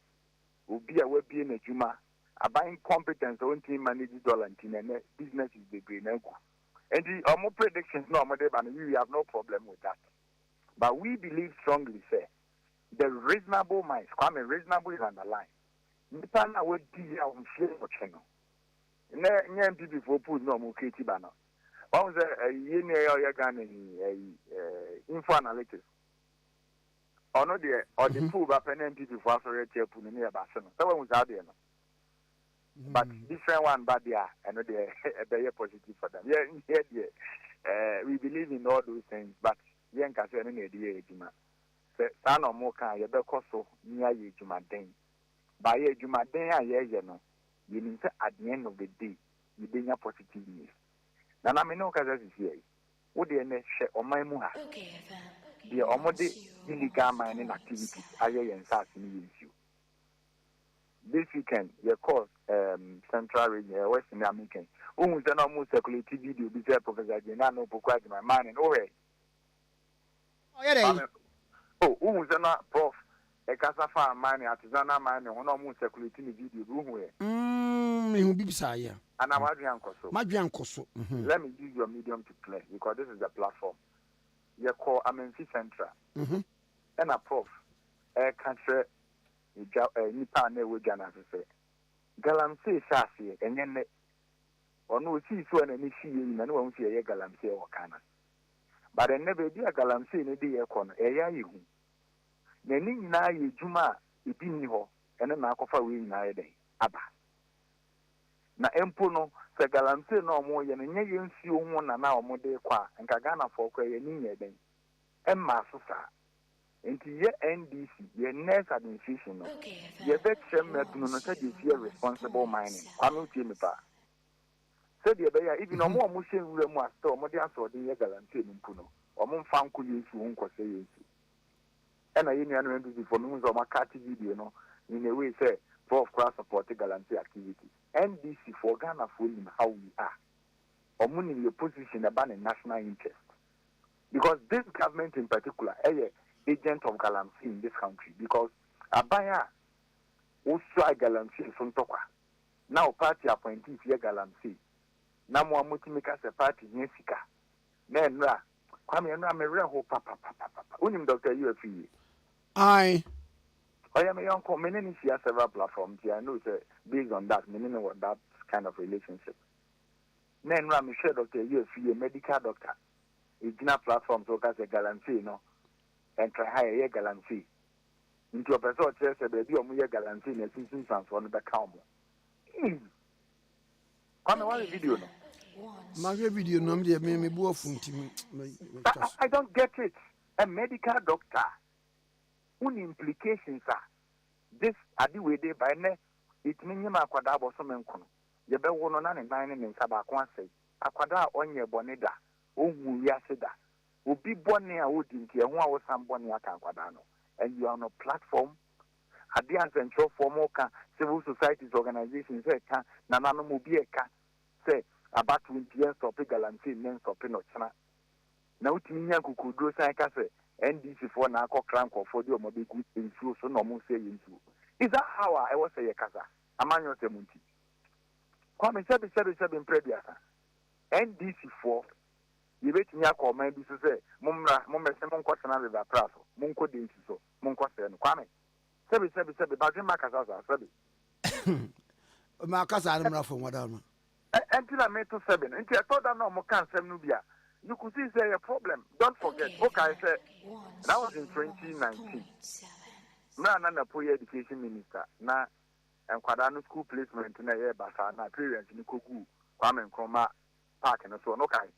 I'm a kaipa. Okay, I said a poco year interview, say Nipano more on NDC for the bases are so Makugwana, new policemen or Mobepe. These are the elements of real leadership in this country.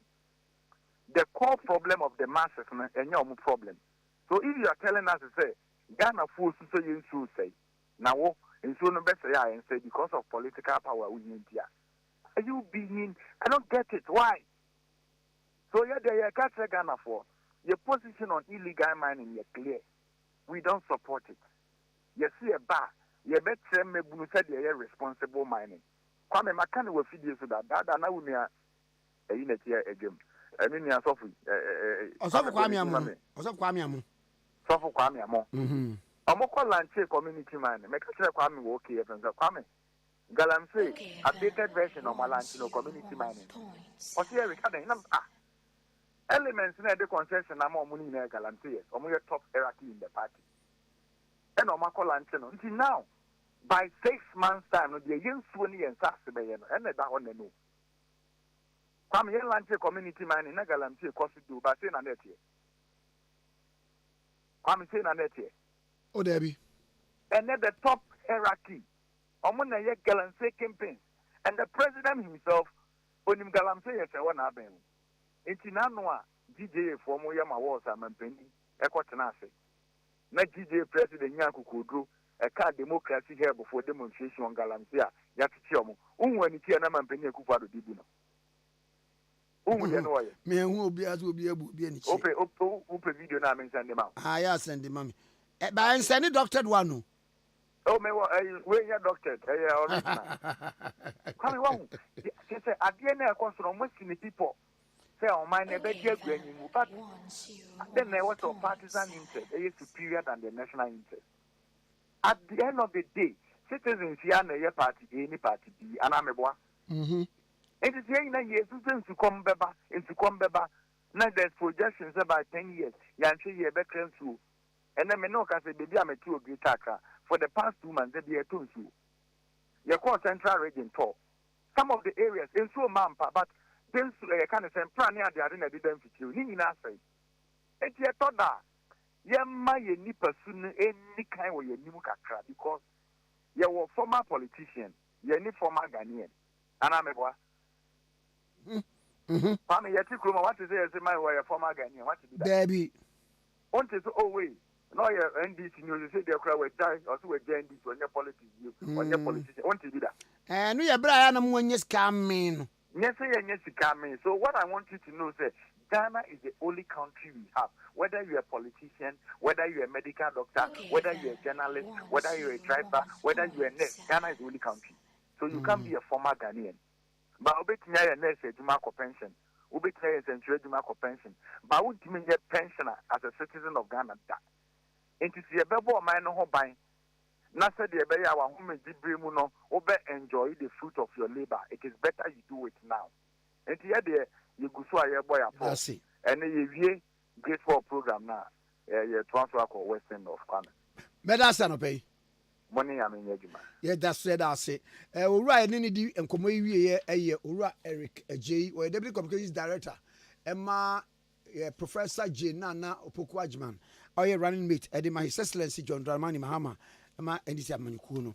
Na media wie na end point homeopathic clinic mesraw tieni tumirika koho da bia ye bo hu da wuro Dr. Duboatin homeopathy no na yare san wore sa yare ode niema hwe mu nyina wi a yare bia eniare hepatitis diabetes wopa wo ulcer utipase wo bones mu sciatica be ma ode bo anian waje mu nyina momra no hwe wi a no ma homeopathy no any side effect no de amount send dika kan ye no o number ni nie friend say ya 0244 86 70 68 0244 86 70 68 0244 86 70 68 0244 86 70 68 0244 86 70 68 0244 86 70 68 end point homeopathic clinic nana ye sorry so akọ na obatampa emu no kra de omu lodu aba omo de ba no ai ni de begu hin na omo ye cargo car ba kun kan da bia emu no wom wom na ya de nam na emu no ya sra no omo broken 50 ade de be emu tura ma boys no okay right supporters in there promote papa nana yes ya o ma beans ayi uze ye be kumasi die ni bi dia emutuo no na the beans egusu anti beans in bottle 20 anti abrokin ye de be mutuo on yes eni ka tikwan na sa abenkwan na abenkwan ye unja abenkwan ensentem na o ma ewele nto aso na se ye ni akotre ya de na nkrofo be ka se eduane ni ye pedi ye di wele kan ho di azemeba brass band no okay ye be fa konyako de ani yo konyako de ani ye okay I see na ojo ho say ampa omu de ani ye hey na yankoi we can go without an opensia to our very own Julius Debra. Wow. Yeah. Your Eminence, Julius Debra. Chama ya chawa no pay. Ya chaw sun kokra. Na former chief of staff. What's it? What in the kata no ye? Ah no ye. Ne ho ye mebo mode enne mebo mode afre no. Mebo mode afre no. Ni hu yan yen. Ya ni hu yan yen papa. Dachi hini. Oh, Julius Debra. Obi dum bie. Julius Debra. Wo ya de yie. Julius Debra. Ekunafo adanfo. Julius Debra. Ewusia se menhia. Julius Debra. Commander Julius Debra. Oyemiefo Julius Debra. Dasibre Julius Debra. What's your drum? Julius Debra. Osi ade yo. Julius Debra. Munchia no maye. Ye chana no pay ni papa. Senya mpama no. Papa. Won ho ban won wa no. Oh, akonya se yina so. O ma ni si ni ye se de si ni kra yi. O ma adum emme na pono da bia. Enensu ayesi etoi. See the underground and then you so to about in ticket. And one could be inside. Oh, say, one be inside. Say, boys, no one to mold mine. And so, quite a run. Bound to a break to in the Zuka crack. And no, Mamma, as I opiosi. Why no?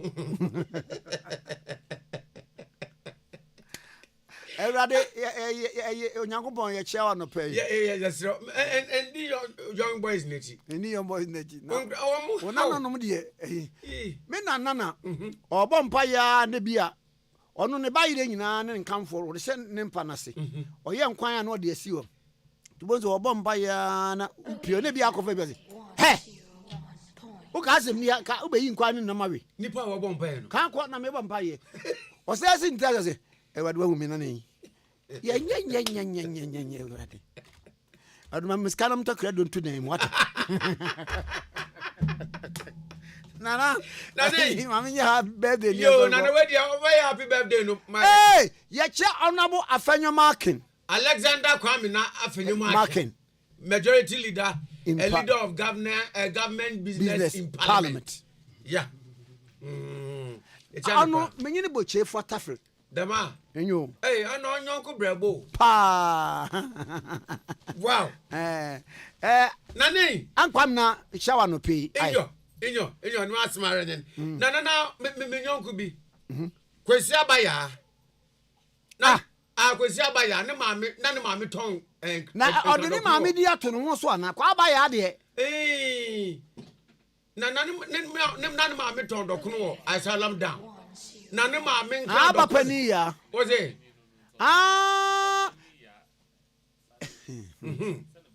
ne ba pani odnato no ho aje kenyampa ye nana debu awu ye program so se Tikese GBC in the 60s ni enye sa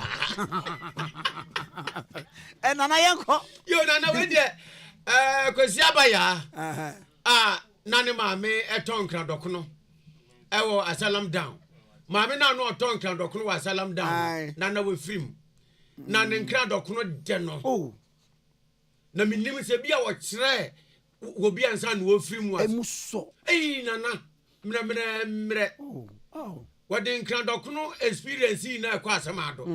Nana weekend ya and Minia Bema Kusiabaya or Katana Mamia, no Tonka Dokuno, Salam down, or Katani to Salam down. What be our Salam down be any what on Kenke Dabiano? Why money so much maybe do? Who did I? Nana, may I say happy birthday to Her Excellency Christy Domfe, wife of Ghana's ambassador to Congo.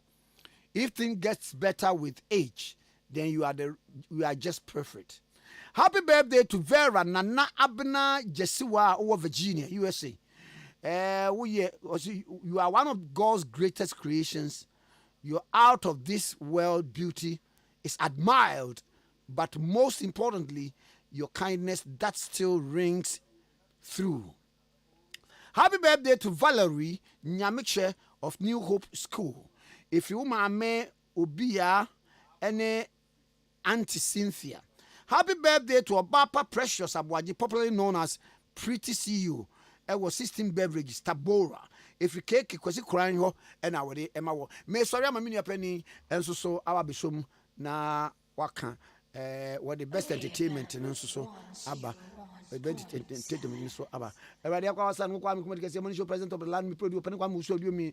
I will go on social media and Vidance so a boy in Kakraka. Moto ina na Kwame Amonka.